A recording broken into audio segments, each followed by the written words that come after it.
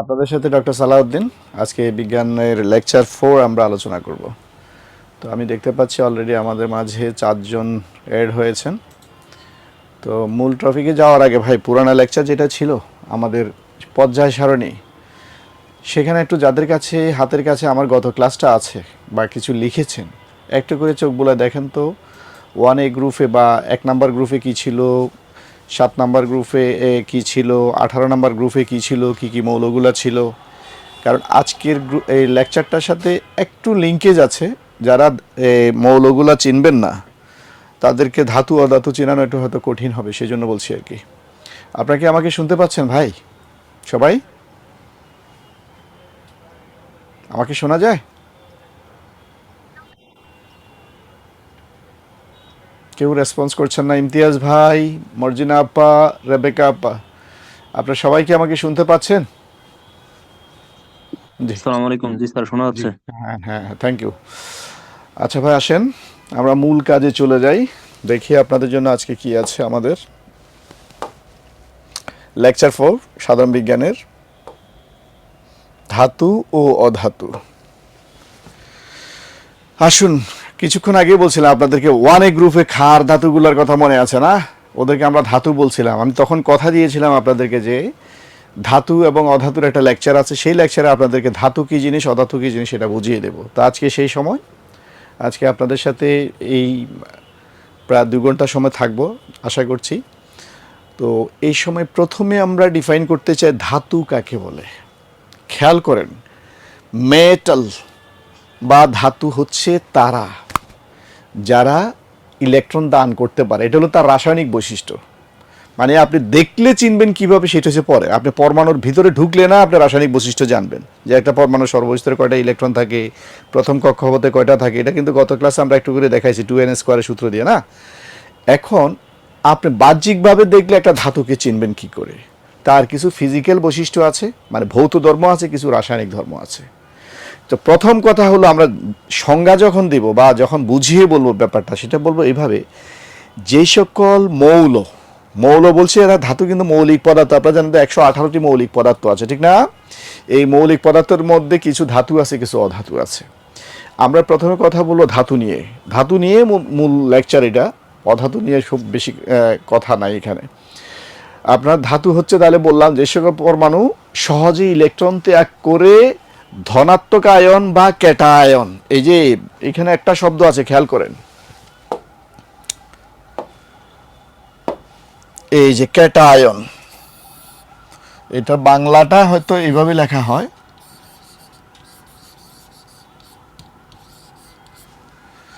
Cation মানে positive ion, ধনাত্মক ion যেটাকে আমরা বলি। এবং ক্যাটায়ন অ্যানায়ন কি জিনিস আমি একটু পরে আপনাদেরকে দেখাবো একটা ছবি এঁকে। তার আগে এটা খালি একটু মনে রাখেন, এমন কিছু মৌল বা পদার্থ যাদের পরমাণু সহজে ইলেকট্রন ত্যাগ করে ধনাত্মক আয়ন বা ক্যাটায়ন গঠন করতে পারে। ধাতুরা হচ্ছে তাপ ও বিদ্যুৎ সুপরিবাহী। যে সকল পদার্থ তাপ ও বিদ্যুৎ সুপরিবাহী, চকচক করে, কঠিন, ঝনঝন শব্দ করে না, সব পদার্থ ঝনঝন শব্দ করে না। তারপরে এগুলো তার সাধারণ বৈশিষ্ট্য। সাধারণভাবে একটা মানুষকে দেখলে আমরা চিনব কি? 2টা পা আছে, 2টা হাত আছে, সুন্দর 2টা চোখ আছে, মাথা ভর্তি চুল আছে, নাক আছে না?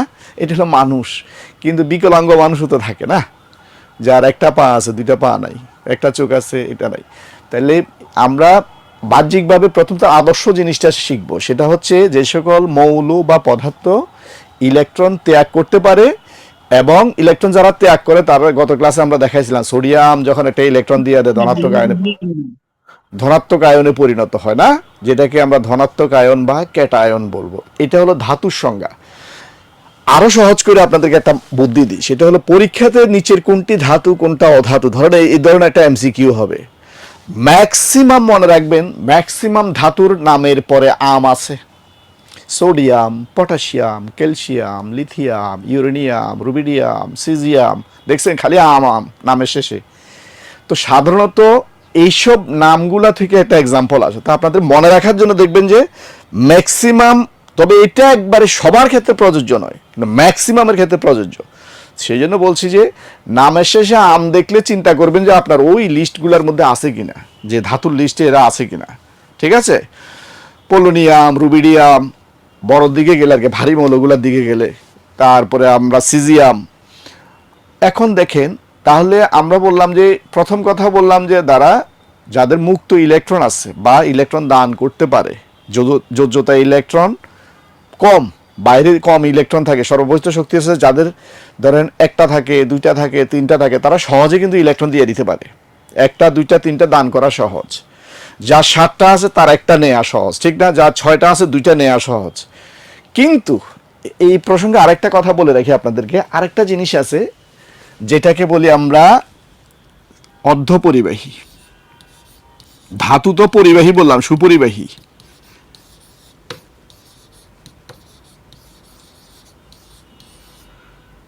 অর্ধপরিবাহী কারা, কিভাবে চিনব? ধাতুগুলা সব পরিবাহী, কিন্তু তাদের সর্বস্তরে শক্তি স্তরে মুক্ত যোজ্যতা ইলেকট্রন হবে 1 থেকে 3টা। একটা হলেও সহজে দিতে পারবে, দুইটা সহজে দিতে পারবে, তিনটা সহজে দিতে, 4টা হলে কি হবে? 4টা হলে এরা হবে ভাই, কি বলে যে আমাদের তৃতীয় লিঙ্গের মানুষকে কি বলে, হিজড়া বলে না, যে এরা নয় পুরুষ নয় মেয়ে, এক ধরনের বৈশিষ্ট্য প্রকাশ করে, ঠিক না? এই যাদের সর্ববহিষ্ঠ শক্তি স্তরে 4টা ইলেকট্রন থাকে, তারা অনেকটা সেই রকম। নিম্ন তাপমাত্রা এরা কি করে, অপরিবাহীর মতো আচরণ করে।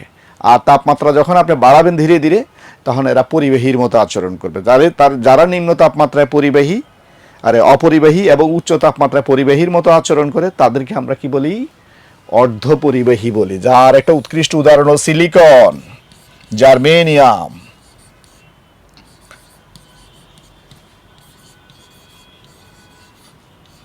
দেখছেন, জার্মেনিয়াম বলতেছি, এটা কিন্তু ধাতু, জার্মেনিয়াম। আম আছে কিন্তু নামের শেষে না, তবে এটা অর্ধপরিবাহী ধাতু। এখন আসেন, সর্ববহিষ্ঠ শক্তি স্তরে তার পারমাণবিক সংখ্যা যতই হোক, ভাঙতে ভাঙতে সর্ববহিষ্ঠ শক্তি স্তরে যাদের 4টা পড়বে তারা হচ্ছে অর্ধপরিবাহী। আর তার চাইতে বেশি হলে সেগুলো হচ্ছে অধাতু, আর তার চাইতে কম হলে সেগুলো হচ্ছে ধাতু। একের সহজ করে বলে দিলাম, সর্ববহিস্তরে যাদের 4টা ইলেকট্রন থাকে তারা কি, নিম্ন তাপমাত্রায় অপরিবাহী, যাদের ভিতর দিয়ে তাপ এবং বিদ্যুৎ সহজে যেতে পারে না। আর উচ্চ তাপমাত্রায় ইলেকট্রন পরিবহন করতে পারে, পরিবাহীর মতো আচরণ করে, তাদেরকে আমরা বলি অর্ধপরিবাহী। আর পরিবাহী তো জানেন, যাদের মধ্যে মুক্ত ইলেকট্রন থাকে, যেমন ধাতুগুলা ম্যাক্সিমাম হচ্ছে তাপ এবং বিদ্যুৎ সুপরিবাহী। আচ্ছা, এই প্রসঙ্গে আরেকটা কথা বলে রাখি, নিচের কোনটি পরিবাহিতা বেশি বা কোনটি পরিবাহী, কোনটি পরিবাহী নয়, এরকম একটা এমসিকিউ হয়। এই ক্ষেত্রে পানিকে সবাই আমরা পরিবাহী বলে ফেলি। মানে আমরা আর্টস ফ্যাকাল্টিতে যারা আছি তাদের তো ধরেন অনেক সময় ইলেকট্রনিক কনফিগারেশন সম্পর্কে, পরমাণুর গঠন সম্পর্কে, ধাতু অধাতু সম্পর্কে একটু বেসিক কম থাকে, যেহেতু ওনারা অন্য সাবজেক্ট নিয়ে পড়ালেখা করছেন। তো আমরা তো মানদাতার আমল থেকে এগুলো নিয়ে পড়তেছি, আমরা এগুলো জানি, আমাদের কাছে হয়তো এগুলো ডাল ভাত। এই জন্য অন্য ব্যাকগ্রাউন্ডে যারা আছেন তাদের জন্য কথাটা আমি একটু করে বলি, ক্লিয়ার করে। সেটা হচ্ছে, 1 থেকে 3টে ইলেকট্রন থাকলে ইলেকট্রন দেয়া খুব সহজ। তাহলে যারা দিতে পারে তারা হচ্ছে ধাতু, দিতে পারলে সেটা ধনাত্মক আয়নে পরিণত হয়, আর তারা সুপরিবাহী হয়। তাহলে দেখেন, একই সাথে 3টা ইম্পর্টেন্ট কথা চলে আসছে। যাদের 1 থেকে 3টে ইলেকট্রন থাকে তারা সহজে ইলেকট্রন দান করে দিতে পারে। তাহলে যারা সহজে ইলেকট্রন দান করে দিতে পারে সহজে, তাদেরকে বলা হয় সুপরিবাহী, ঠিক না? তাহলে ধাতুগুলা সুপরিবাহী হয়, তাপ এবং বিদ্যুৎ পরিবহনে বা সহযোগিতা করে। কারণটা কি, তাদের মুক্ত ইলেকট্রন থাকে, ফ্রি ইলেকট্রন থাকে, যেটা সহজে দান করে দিতে পারে। আমরা ধাতু নিয়ে অনেক কথা বলছি, এরপরে আপনাদেরকে দেখাই আরেকটু জিনিস, সেটা হচ্ছে অধাতু কাকে বলে। এই যেহেতু ধাতুর কথাটার সাথে আমরা অধাতু কথাটা শেষে আবার বিস্তারিত আলোচনা করব। ধাতু বললে তার ডান হাতে, ধাতু বললে বাম হাতে, অধাতু তাহলে কি জিনিস, ঠিক না? এটার উল্টা, এই কথাটার উল্টান্ত দেখি। এখানে যা লেখা আছে, অধাতু, এটার সাথে অ লাগাই দিব। অধাতু হলো এমন একটি মৌল বা পদার্থ যারা সহজে ইলেকট্রন দান করতে পারে না, কিন্তু গ্রহণ করতে পারে। এই যে এখানে ইলেকট্রন গ্রহণ করে ঋণাত্মক আয়ন বা অ্যানায়ন, এটার ইংরেজি, এটা তো ক্যাটায়ন বললাম, আরেকটা হচ্ছে অ্যানায়ন।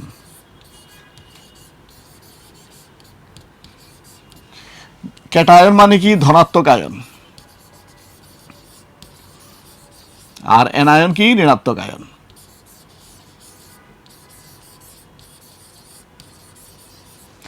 একটা হলো ঋণাত্মক, আরেকটা হলো ধনাত্মক। এটা চেনার জন্য অনেকে প্যাচ লাগায় দেয়, ক্যাটায়ন বলতে কি ধনাত্মক আয়ন না ঋণাত্মক আয়ন, ঋণাত্মক আয়ন না ধনাত্মক আয়ন। কারণ হলো আরো একটা প্যাচ লাগার একটা কারণও আছে। কিছুক্ষণের মধ্যে আপনাদেরকে একটা ছবি দেখাচ্ছি, দেখেন বিখ্যাত একটা ছবি, একটা সরল কোষের একটা ছবি না? এটা কি আপনারা দেখতে পাচ্ছেন ছবিটা? আপনাদের কাছে ভিজুয়ালাইজেশন হয়েছে? ভাই আপনারা কি দেখতে পাচ্ছেন সবাই? জি ভাই, দেখতে পাচ্ছি। Thank you. দেখেন এইখানে আমরা একটা ব্যাটারি লাগাইছি। এই ব্যাটারির বড় প্রান্তটাকে বলা ধনাত্মক প্রান্ত, আর এটাকে বলা ঋণাত্মক প্রান্ত না? এটা সবাই জানেন। একটা সিম্পল কোষ বা ব্যাটারির চিহ্ন এটা দিলাম আমরা। এখন ধনাত্মক প্রান্তকে বলা হয় অ্যানোড, আর ঋণাত্মক প্রান্তকে বলা হয় ক্যাথোড। খেয়াল করেন, আগে কিন্তু আমি কিছুক্ষণ আগে ক্যাটায়ন অ্যানায়ন পড়াইছি, সেটা ক্লিয়ার করার জন্য এই ছবিটা আপনাদেরকে মূলত দিচ্ছি। আমরা প্রথম চিনব অ্যানায়ন। অ্যানায়ন শব্দটা কোত্থেকে আসছে? অ্যানোড থেকে।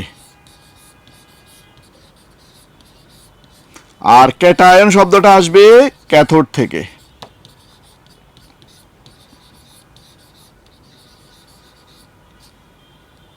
ক্যাথোডের সাথে সম্পর্ক ক্যাটায়ন, অ্যানোডের সাথে সম্পর্ক অ্যানায়ন। একটু মনোযোগ দিয়ে খেয়াল করেন, নাহলে কিন্তু পিছলে যাবেন। এই জায়গাটা কিন্তু খুবই রিস্কি একটা জায়গা এমসিকিউর জন্য। সেটা হচ্ছে ক্যাথোড বলতে বোঝা ঋণাত্মক তড়িৎদ্বার, কিন্তু ক্যাটায়ন বলতে বোঝা ধনাত্মক আয়ন। উল্টা কিন্তু। ক্যাথোড বলতে কাকে বুঝবো? ব্যাটারির নেগেটিভ প্রান্তকে আমরা ক্যাথোড বলবো, আর পজিটিভ প্রান্তকে অ্যানোড বলবো। এখন আপনি যদি চিন্তা করেন, দেখেন এখানে আমি একটু সোডিয়াম ক্লোরাইডের দ্রবণ, পানিতে সোডিয়াম ক্লোরাইডকে মানে লবণ, খাবার লবণকে গুলে নিলাম, নিলে সেটা কি সোডিয়াম আয়ন এবং ক্লোরিন আয়ন হিসেবে বিভাজিত অবস্থা থাকে। এখন আপনারা বলেন, আয়নের যে সাধারণ ধর্ম, বিপরীতধর্মী আধান পরস্পরকে কি করে? আকর্ষণ করে। আর সমধর্মী আধান পরস্পরকে কি করে? বিকর্ষণ করে, ঠিক না? তাহলে এখানে সোডিয়ামটা তো প্লাস আয়ন, আপনারা জানেন সোডিয়াম ধনাত্মক আয়ন, যেহেতু এটা ধাতু। এটা কি? সোডিয়াম হচ্ছে একটা ধাতু, সহজে ইলেকট্রন দিয়ে দিতে পারে। দ্রবীভূত হওয়ার পরে একটা ইলেকট্রন ক্লোরিনকে দিয়ে দিছে, ক্লোরিন নেগেটিভ হয়ে গেছে আর সোডিয়াম পজিটিভ হয়ে গেছে, সে দাতা, এই হলো গ্রহিতা। এখন এই যে পজিটিভ আয়ন, সে কোন দিকে যাবে বলেন তো? নেগেটিভের দিকে যাবে, আকর্ষণ উল্টা দিকে। ক্লোরিনটা যাবে পজিটিভের দিকে। তাহলে সোডিয়াম যাচ্ছে কোন দিকে? ক্যাথোডের দিকে। খেয়াল করেন, সোডিয়ামটা কোন দিকে যাচ্ছে? ক্যাথোডের দিকে। ভাই কথা বলেন আপনারা, একটু না বুঝলেও আমাকে বললেন, বলে স্যার কথাটা আরেকবার বলেন, কোনো ধরনের কনফিউশনে থাকবেন না। সোডিয়াম আয়ন যেটা ধনাত্মক আয়ন, সেটা যাচ্ছে কোন দিকে? ক্যাথোডের দিকে। এই জন্য তার নাম হচ্ছে ক্যাটায়ন। ক্যাথোড মানে ঋণাত্মক তড়িৎদ্বার, কিন্তু ক্যাটায়ন হচ্ছে ধনাত্মক আধান বা পজিটিভ চার্জ। একইভাবে তার উল্টাটা দেখেন, এটা কিন্তু ধনাত্মক, অ্যানোড মানে হচ্ছে ধনাত্মক প্রান্ত, আর এটার দিকে যাবে কে? ঋণাত্মক আয়ন। তাহলে অ্যানোডের দিকে যে আয়ন যায় তার নাম কি? অ্যানায়ন। এই যে অ্যানায়ন মানে হচ্ছে অ্যানোডের দিকে যেটা যায়, আর ক্যাটায়ন মানে কোন দিকে যায়? ক্যাথোডের দিকে যায়। তাহলে ক্যাথোডের দিকে কারা যাবে? ধনাত্মক গুলা। এই জন্য ক্যাটায়ন মানে হচ্ছে ধনাত্মক আয়ন। একইভাবে উল্টা এবারে চিন্তা, একটা মনে রাখেন, ক্যাটায়ন, ক্যাথোড মানে ঋণাত্মক, ক্যাটায়ন মানে ধনাত্মক, বাকিটা উল্টা। যদি একটা উল্টা রাখেন তাহলে দুটাই উল্টা হয়ে যাবে। এটাতে আবার রিস্কও আছে, যে আপনি মনে রাখছেন ক্যাথোডের উল্টা করে ফেলছেন, যে ক্যাথোড মানে ধনাত্মক, তাহলে কিন্তু অ্যানোড মানে ঋণাত্মক বলবেন, তার মানে দুইটাই ভুল হয়ে গেল। অতএব একটা মনে রাখেন কেয়ারফুলি, ব্যাটারি নেগেটিভ প্রান্তকে ক্যাথোড বলে, আর ক্যাথোডের দিকে যে আয়নটা যায় তাকে বলা হয় ক্যাটায়ন। উল্টা বললে এবার অ্যানোডের দিকে যে আয়ন যায় তাকে বলা অ্যানায়ন। তাহলে অ্যানোডের দিকে কারা যাবে? অ্যানোড যেহেতু ধনাত্মক, তার দিকে যাবে ঋণাত্মকটা, তাহলে অ্যানায়ন মানে হচ্ছে ঋণাত্মক আয়ন। আশা করি বুঝতে পারছেন। এখানে আরেকটা ইনফরমেশন দিয়ে রাখি, এখানে সোডিয়াম এবং ক্লোরিনকে যে দেখছেন, এই দুটাকে কি চিনতে পারছেন? আমরা বলছিলাম যে ইলেকট্রন দান করতে পারে তাকে ধাতু বলি না, এরা সুপরিবাহী। এখানে তাহলে ধাতুকে সোডিয়াম, নামের শেষে আমও আছে, ওই যে আমি প্রথমে আপনাদের চেনার জন্য বলতে, সোডিয়াম Na। আর ক্লোরিন মানে হচ্ছে ঋণাত্মক, কারণটা সে কি? সোডিয়াম থেকে একটা ইলেকট্রন গ্রহণ করে নেগেটিভ হয়ে গেছে, সে যাবে কোন দিকে? অ্যানোডের দিকে যাবে। সেই জন্য ক্লোরিন হচ্ছে ঋণাত্মক আয়ন, সেটা হচ্ছে অধাতু। এটা কিন্তু ইলেকট্রন গ্রহণ করতে পারে, যে গ্রহণ করে ঋণাত্মক হয়ে যায় যে সে হচ্ছে অধাতু, আর দান করে ধনাত্মক হয়ে যায় যে সে হচ্ছে ধাতু। এই হলো ধাতু এবং অধাতুর সাধারণ কিছু কথা বললাম আপনাদেরকে চেনার জন্য। এবারে দেখেন, এইখানে কিছু ধাতু আমরা বৈশিষ্ট্য আপনাদেরকে চেনানোর চেষ্টা করছি। প্রথমে লিখছি কিছু তেজস্ক্রিয় ধাতু। তেজস্ক্রিয়তা নিয়ে আমাদের চ্যাপ্টার আছে, আলাদা লেকচার আছে, আমরা সেদিন আরো বিস্তারিত কথা বলবো। এখন একটু খালি শুনে রাখেন, তেজস্ক্রিয় মৌল হচ্ছে কোনগুলা? যেই সকল ভারী মৌল যাদের পারমাণবিক সংখ্যা বেশি বা পারমাণবিক ভরও বেশি, যার পারমাণবিক সংখ্যা যত বেশি তার ভরও বেশি, পারমাণবিক ভরও তার বেশি। ভারী মৌল যেমন uranium, francium, thorium, polonium, rubidium, না এগুলা দেখেন সবগুলা ধাতু আছে। খেয়াল করছেন? আপনাদেরকে যে বলছি, এই যে আর্টসের স্যার ম্যাডামদের জন্য বলতেছি, এই যে খেয়াল করছেন? তাহলে এগুলো সবগুলা ধাতু, ভারী ধাতু, এদেরকে তেজস্ক্রিয় ধাতু বলা হয়। কেন? এমসিকিউতে আসবে নিচের কোনটি তেজস্ক্রিয় ধাতু বা তেজস্ক্রিয় মৌল, তখন আপনি এই চার্টের মধ্যে যে দিলাম এই কয়টা অন্তত মুখস্থ করে ফেলেন, কারণ এগুলা থেকে আসে। আর বিখ্যাত আছে তো ইউরেনিয়াম, জানেন না? এটাতে আমাদের রূপপুরে ব্যবহার হচ্ছে এখন পারমাণবিক বিদ্যুৎ থেকে বিদ্যুৎ উৎপাদনের জন্য, পারমাণবিক চুল্লি থেকে বিদ্যুৎ উৎপাদনের জন্য জ্বালানি হিসাবে কি ব্যবহার করা হচ্ছে? ইউরেনিয়াম। তবে ইউরেনিয়ামের আবার আইসোটোপ আছে। এই আমরা ব্যবহার যেটা করতেছি এটা হচ্ছে আইসোটোপ, যেটা ব্যবহার করতেছি সেটার নাম হচ্ছে 235। ইউরেনিয়ামের 235 যে আইসোটোপটি আছে সেটা জ্বালানি হিসাবে, তেজস্ক্রিয় চুল্লিতে জ্বালানি হিসাবে ব্যবহার করা হচ্ছে বিদ্যুৎ উৎপাদনের জন্য। আপা এক্ষেত্রে একটা বা ভাইরা শুনে রাখেন, এক্ষেত্রে একটা এডিশন আর একটা ইনফরমেশন দিয়ে রাখি। অনেকে মনে করে যারা সায়েন্স না আর কি, যে ইউরেনিয়াম থেকে বিদ্যুৎ উৎপাদন, এই ইউরেনিয়াম দিয়ে তো অ্যাটম বোমা বানায় না, ধ্বংসলীলা যেমন তেজস্ক্রিয়, তা দিয়ে হিরোশিমা নাগাসাকিতে বোমা দিয়ে অনেক মানুষ মরছে না? তো এটা দিয়ে বিদ্যুৎ উৎপাদন কিভাবে করবে? এটা একটা বিশাল ব্যাপার। আপনাদেরকে সংক্ষেপে খালি একটু করে বলি। ইউরেনিয়ামে যে ফিশন ফিউশন বলে দুইটা বিক্রিয়া আছে, নিউক্লিয়ার বিক্রিয়া বলা হয়, চেইন বিক্রিয়া বলা হয়, ওই বিক্রিয়া ঘটলে এখানে প্রচুর তাপ উৎপাদন হয়। তো বিদ্যুৎ উৎপাদন করার জন্য মূলত লাগবে আমার তাপ, যেটা আমরা গ্যাস পোড়াইয়া পাই, কয়লা পোড়াইয়া পাই, বা অন্য পেট্রোল ডিজেল পোড়াইয়া আমরা তাপ উৎপাদন করে টারবাইনটাকে ঘুরাইতে হয়, ঠিক না? ওখান থেকে বাষ্প তৈরি করে, বা ইয়া দিয়া কি বলে যে ফ্লাই হুইল দিয়া, কার্বোরেটর দিয়া এগুলো ইনজেক্ট করে তারপর আমরা তাপ উৎপাদন করি। সেই কাজটা যদি ইউরেনিয়ামকে জ্বালানি হিসেবে ব্যবহার করে যে তাপটা উৎপাদন, সেই তাপটাকে আমরা এখানে টারবাইন ঘুরানোর কাজে লাগবে। ইউরেনিয়াম সরাসরি কিন্তু বিদ্যুৎ উৎপাদনে ব্যবহার হচ্ছে না, প্যাসিভলি এখানে রাসায়নিক বিক্রিয়া হবে, রাসায়নিক বিক্রিয়া হইয়া প্রচুর হিট প্রডিউস হবে, সেই হিটটাকে আমরা ফানি ফুটাইয়া বাষ্প তৈরি করা টারবাইনটাকে ঘুরাবো, ঘুরাইলে বিদ্যুৎ উৎপাদন হবে। This is the simple method. আপনাদেরকে সংক্ষেপে বললাম আর কি। পানি থেকে বিদ্যুৎ উৎপাদন হয় না, এটা জানেন তো না? কাপ্তাই পানি বিদ্যুৎ প্রজেক্টের নাম শুনেছেন? জি ভাই। তো পানি থেকে অনেকে চিন্তা করে, আমার ছাত্ররা, স্যার পানি থেকে কিভাবে বিদ্যুৎ তৈরি হয়ে যায়, আশ্চর্য কথা। তা আমি বললাম যে পানি জায়গাতেই আছে, পানি বিদ্যুতে রূপান্তর হয় না, পানির একটা শক্তিকে ব্যবহার করছি। ওইখানে আমরা পানির শক্তি কোনটাকে ব্যবহার করি জানেন নাকি? ওইখানে আমরা পানির স্থিতিশক্তি বা পটেনশিয়াল এনার্জি যেটাকে বলা, বিভব শক্তি বা স্থিতিশক্তি, ওইটাকে ব্যবহার করি। কেমনে? পানির লেভেলটাকে বাড়ানো হয় বাঁধ দিয়ে।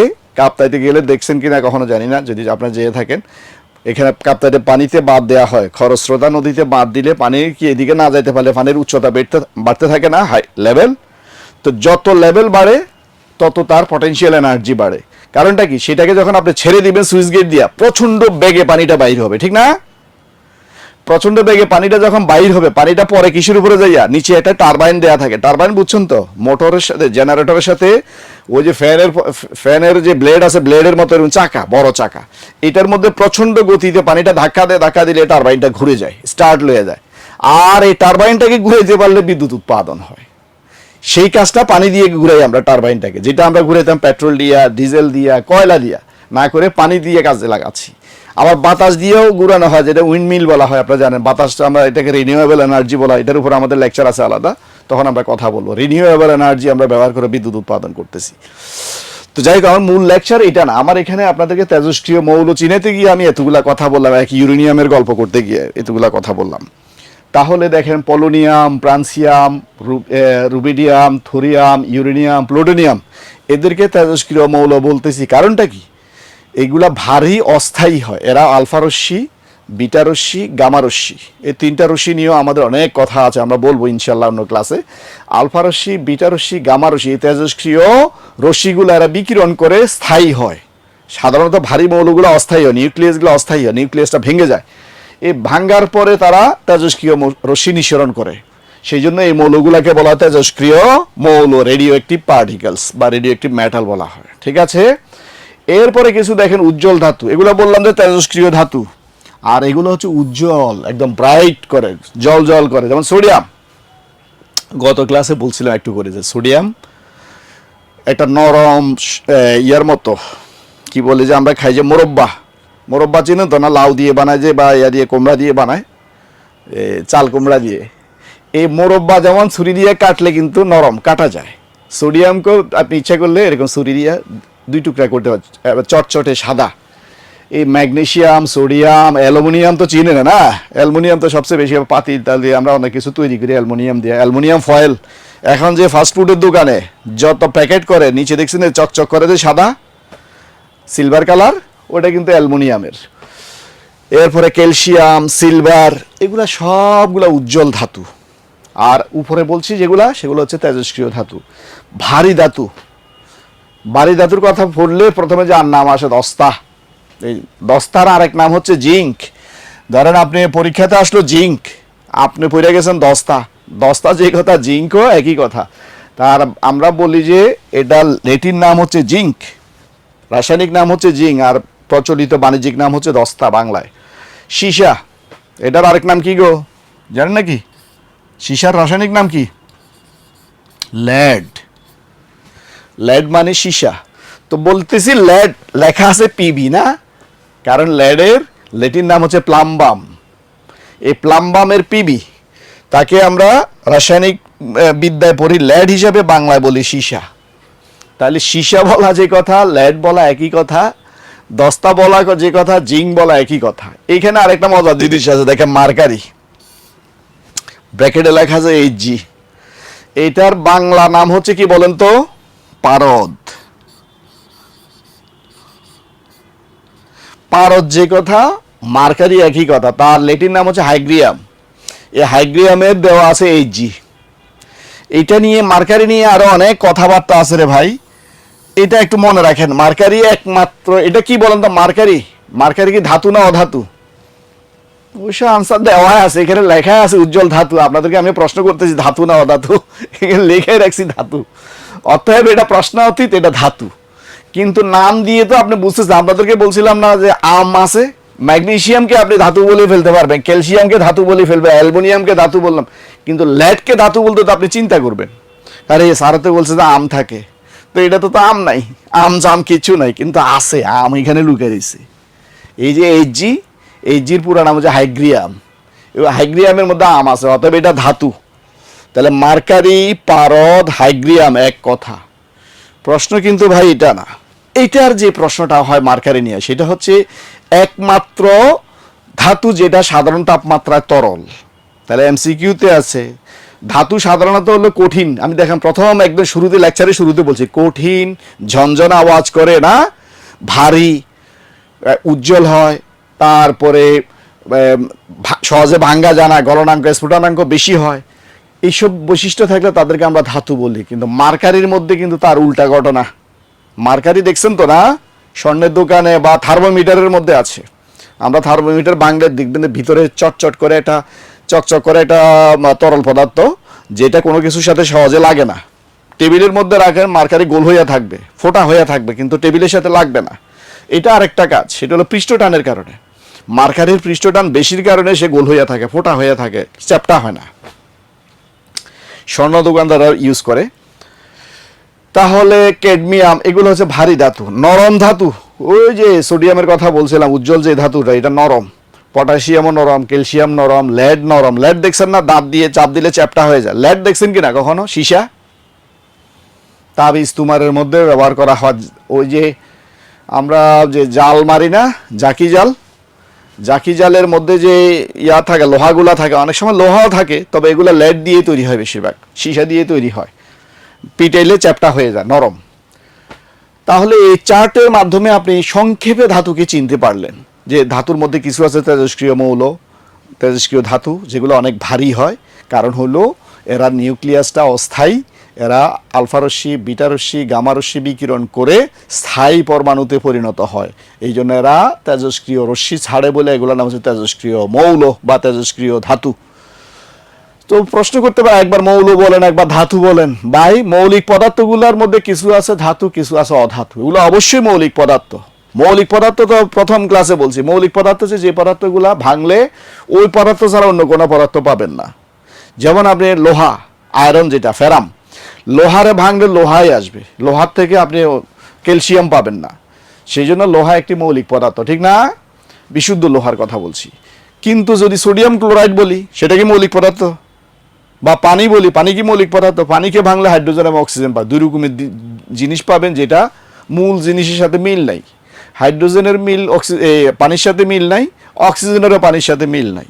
অতএব এটা একটা যৌগিক পদার্থ, একাধিক মৌল নিয়ে তৈরি হয়, ভিন্ন মৌল নিয়ে তৈরি হয়েছে। এই জন্য বলতে গেলে প্রচুর কথা বলতে হয়।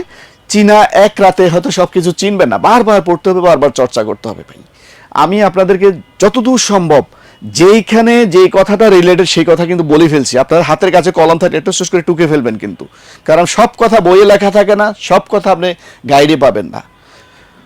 ঠিক আছে, কেয়ারফুল থাকবেন। এখন আসেন ধাতুর কিছু ভৌত ধর্ম, যেগুলো অলরেডি আমি অনেক কিছু বলেই ফেলছি, তারপরে আপনাদেরকে একটু করে চেনাই। তড়িৎ পরিবাহিতা, কারণটা এটা কাকে বলে? ধাতুগুলার বলছিলাম যে কিছুক্ষণ আগে, তাদের সর্ববহিষ্ঠ শক্তি স্তরের যোজন ইলেকট্রন 1 থেকে 3টা সাধারণত থাকলে তারা সহজেই ইলেকট্রন দান করতে পারে। আর ইলেকট্রন দান করতে গেলেই কিন্তু পরিবাহিতা তৈরি হয়। কারণ কারেন্ট কাকে বলে? তড়িৎ প্রবাহ কাকে বলে জানেন নাকি? যে আমাদের বাল্ব জ্বলতেছে, কারেন্ট চলতেছে এখানে, এই কারেন্ট কিভাবে তৈরি হয় জানেন? মানে কারেন্টের প্রবাহ কিভাবে তৈরি হয় কেউ কি বলতে পারেন? রেবেকা আপা বলেন তো। আজকে রাব্বি ভাইকে দেখতে পাচ্ছি। রাব্বি ভাই শুনতে পাচ্ছেন আমাকে? কেউ যদি আপনারা ইন্টারেক্ট না করেন তাহলে আমি বুঝবো যে আপনি অনলাইনে থেকে চালাই দিয়ে চলে গেছেন। না ভাই, ইমতিয়াজ চালাই দিয়ে চলে যায় নাই, ভাবতেছি। ভাত নিছেন না স্যার ভাই? বিদ্যুৎ তারের মধ্যে যে এই যে চিকন স্যার একটা ইয়ে থাকে, এটার মধ্যে তো আসে ভাই, এই যে বিদ্যুৎরা। তারের মধ্যে দিয়ে বিদ্যুৎ আসে, কিন্তু কি কারণে বিদ্যুৎটা সৃষ্টি হয় আর কি, মানে তারের মধ্যে আসলে কি প্রবাহিত হয়? বিদ্যুৎ পাইতে হলে কি প্রবাহিত হতো? ইলেকট্রন। ইলেকট্রনের প্রবাহকে আমরা তড়িৎ প্রবাহ বলি। তারের যে সকল, তাহলে কারা ইলেকট্রন পরিবাহিত করে? যে ধাতু যারা, যাদের মধ্যে মুক্ত ইলেকট্রন আছে, সহজে ইলেকট্রন চলাচল করতে পারে, সেগুলাই তো পরিবাহী, ঠিক না? তাহলে এই পরিবাহীর ভিতর দিয়ে ইলেকট্রন চলাচল করতে পারলে তার বিপরীতে একটা স্রোত তৈরি হয়, তাকে বলা হয় তড়িৎ প্রবাহ। আমরা কারেন্ট বলি, আসলে কারেন্ট বললে যে তড়িৎ প্রবাহ বোঝায় না, কিন্তু ইলেকট্রিক কারেন্ট বললে তড়িৎ প্রবাহ বোঝাবে। কারেন্ট মানে কি? বাংলায় কারেন্টের বাংলা কি জানেন নাকি? কারেন্ট মানে হচ্ছে স্রোত। নদীতে কারেন্ট আছে প্রচুর, মানে কি নদীতে প্রচুর স্রোত আছে। তাহলে এইটার নামও কারেন্ট দিয়েছে, কারণ হচ্ছে এখানে ইলেকট্রনের স্রোত। ওখানে হলো পানির স্রোত আর এখানে হলো ইলেকট্রনের স্রোত, এই জন্য এটার নামও আমরা সংক্ষেপে কারেন্ট বলি সবাই। ও এটা আসলে ইলেকট্রিক কারেন্ট, মানে ফ্লো অফ ইলেকট্রন, ইলেকট্রনের প্রবাহের কারণে কারেন্ট তৈরি হয়। তাহলে আমরা তড়িৎ পরিবাহিতা বা কন্ডাক্টিভিটি বলতে বুঝি ধাতুতে মুক্ত ইলেকট্রন থাকার কারণে, কারণ মুক্ত ইলেকট্রন চলতে পারলেই কারেন্ট প্রোডাকশন হয়, কারেন্ট তৈরি হয়। সেই জন্য বলা হচ্ছে ধাতুগুলো হচ্ছে তড়িৎ সুপরিবাহী, তাদের ভিতর মুক্ত ইলেকট্রন থাকে, যেগুলো সহজে দান করতে পারে, এরা অন্য অধাতুকে দান করতে পারে। তো দান করতে গেলেই তো ইলেকট্রনটা প্রবাহিত হবে, প্রবাহিত হলে কারেন্ট তৈরি হয়। উদাহরণ দিছি এখানে দেখেন, তামা, অ্যালুমিনিয়াম বা লোহা বলতে পারতাম। বিদ্যুতের লাইনে দেখছেন অ্যালুমিনিয়ামের তার ব্যবহার করা হয়, গ্যালভানাইজ ব্যবহার করা হয়। বা আমরা এই ইনসুলেটেড কেবল যেগুলো বাড়িতে আছে, এগুলার নিচে তারটা যখন কাটেন দেখবেন যে লালচে কালারের তামার তার বাইরে, ঠিক না? তো আপনাদের প্রশ্ন জাগে না, এখানে তো অন্য কিছু ব্যবহার করতে পারতো, তামার তার কেন? কারণ তামা হচ্ছে অনেক সুপরিবাহী, তার রেজিস্ট্যান্স কম, রোধ কম, বাধা দিয়ে কম, কারেন্ট যাতে সুবিধা পায় বেশি, এই কারণে তামা ব্যবহার করি। মেন গ্রিড লাইনে অ্যালুমিনিয়াম ব্যবহার করি আমরা। এগুলো হচ্ছে ভালো তড়িৎ সুপরিবাহী। এরপরে তাপ পরিবাহিতা, একটা লোহার দণ্ডকে এক প্রান্ত গরম করেন চুলার মধ্যে, বিশেষ করে আপা যারা রান্না বান্না করেন, এই যে আমার হাতটা পুড়ে গেছে গতকাল আমি ডিম ভাজি করতে যাইয়া ওই কাঁচামরিচ কাটতে যাইয়া যাইয়া ওই ইয়াটা রাখছি, খুন্তিটা রাখছি ইয়ার উপরে, তাফার উপরে। তো গ্যাসের চুলা তো চলতে আছে, এখন খুন্তিটা তাই তাফার উপরে রাখছি, কিন্তু আমি অন্য কাজ করতেছিলাম, পরে যখন খুন্তিটা ধরছি ছ্যাত করে লাগছে, কারণ খুন্তিটা গরম হইয়া গ্যাসের চুলার তাপার উপরে থেকে এত গরম হয়েছে, ওই মাথা কিন্তু খালি কড়াইয়ের উপরে, পুরা ডান্ডাটা কিন্তু বাইরে, তারপরেও কিন্তু পুরাটা গরম হয়ে গেছে। এইটাকে বলা হয় তাপ পরিবাহিতা। যে ধাতুগুলা, খুন্তিটা তো কৃষি দিয়া তৈরি, হয়তো অ্যালুমিনিয়াম তৈরির মাল, লোহা বা স্টিল দিয়া তৈরি, তাহলে সুপরিবাহী। সেই জন্য সেটার এক প্রান্তে তাপ দিচ্ছেন, আরেক প্রান্ত পর্যন্ত চলে আসছে গরম হইয়া, একটা অণু থেকে আরেকটা অণু, একটা অণু থেকে আরেকটা অণু, এভাবে একটা থেকে আরেকটা হিট ট্রান্সফার করে দেয়। তাপ তো এক প্রকার শক্তি, আপনারা জানেন। এটা এক প্রান্ত থেকে আরেক প্রান্তে, একটা অণু থেকে আরেকটা অণুর মাধ্যমে প্রবাহিত হইয়া চলে আসে। এটাকে বলা পরিবহন পদ্ধতি। তাপ সঞ্চালনের অনেকগুলা পদ্ধতি আছে। একটাকে বলা হয় পরিবহন, পরিচলন, বিকিরণ। নাম শুনেছেন নাকি আপনারা? একটা জি হলো ভাই শুনছি। পরিবহন, পরিচলন, আরেকটা হলো বিকিরণ।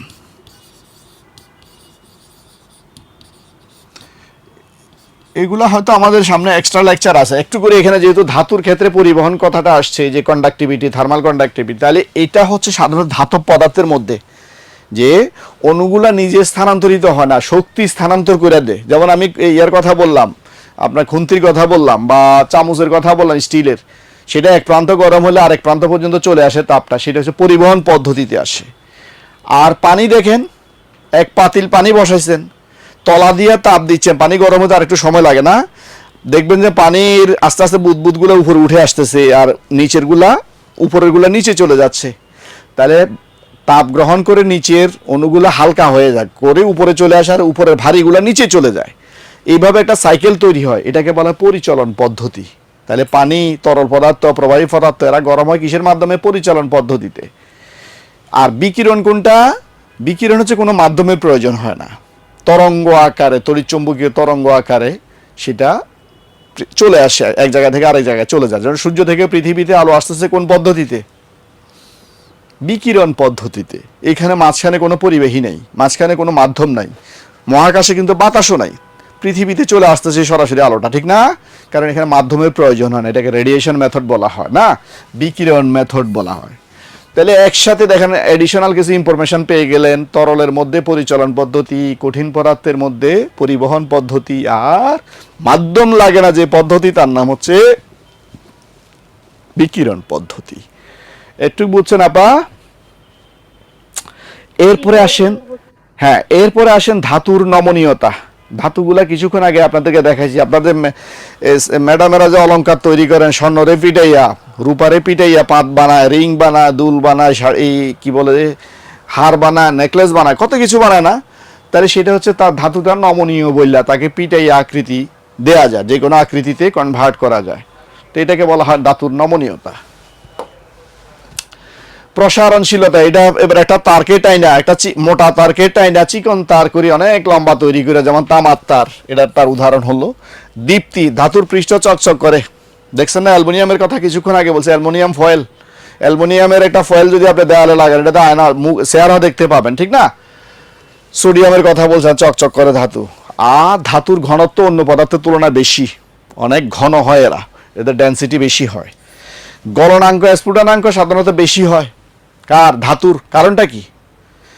ধাতুর গলনাঙ্ক, স্ফুটনাঙ্ক বেশি কেন বলেন তো? কারণ এদের অণুগুলোর মধ্যে আন্তঃআণবিক বল বেশি। এই একটা অণু, এই একটা অণু, এই দুইটা অণুর মধ্যে আকর্ষণ শক্তি যদি বেশি, এরা দৃঢ়ভাবে লেগে থাকবে।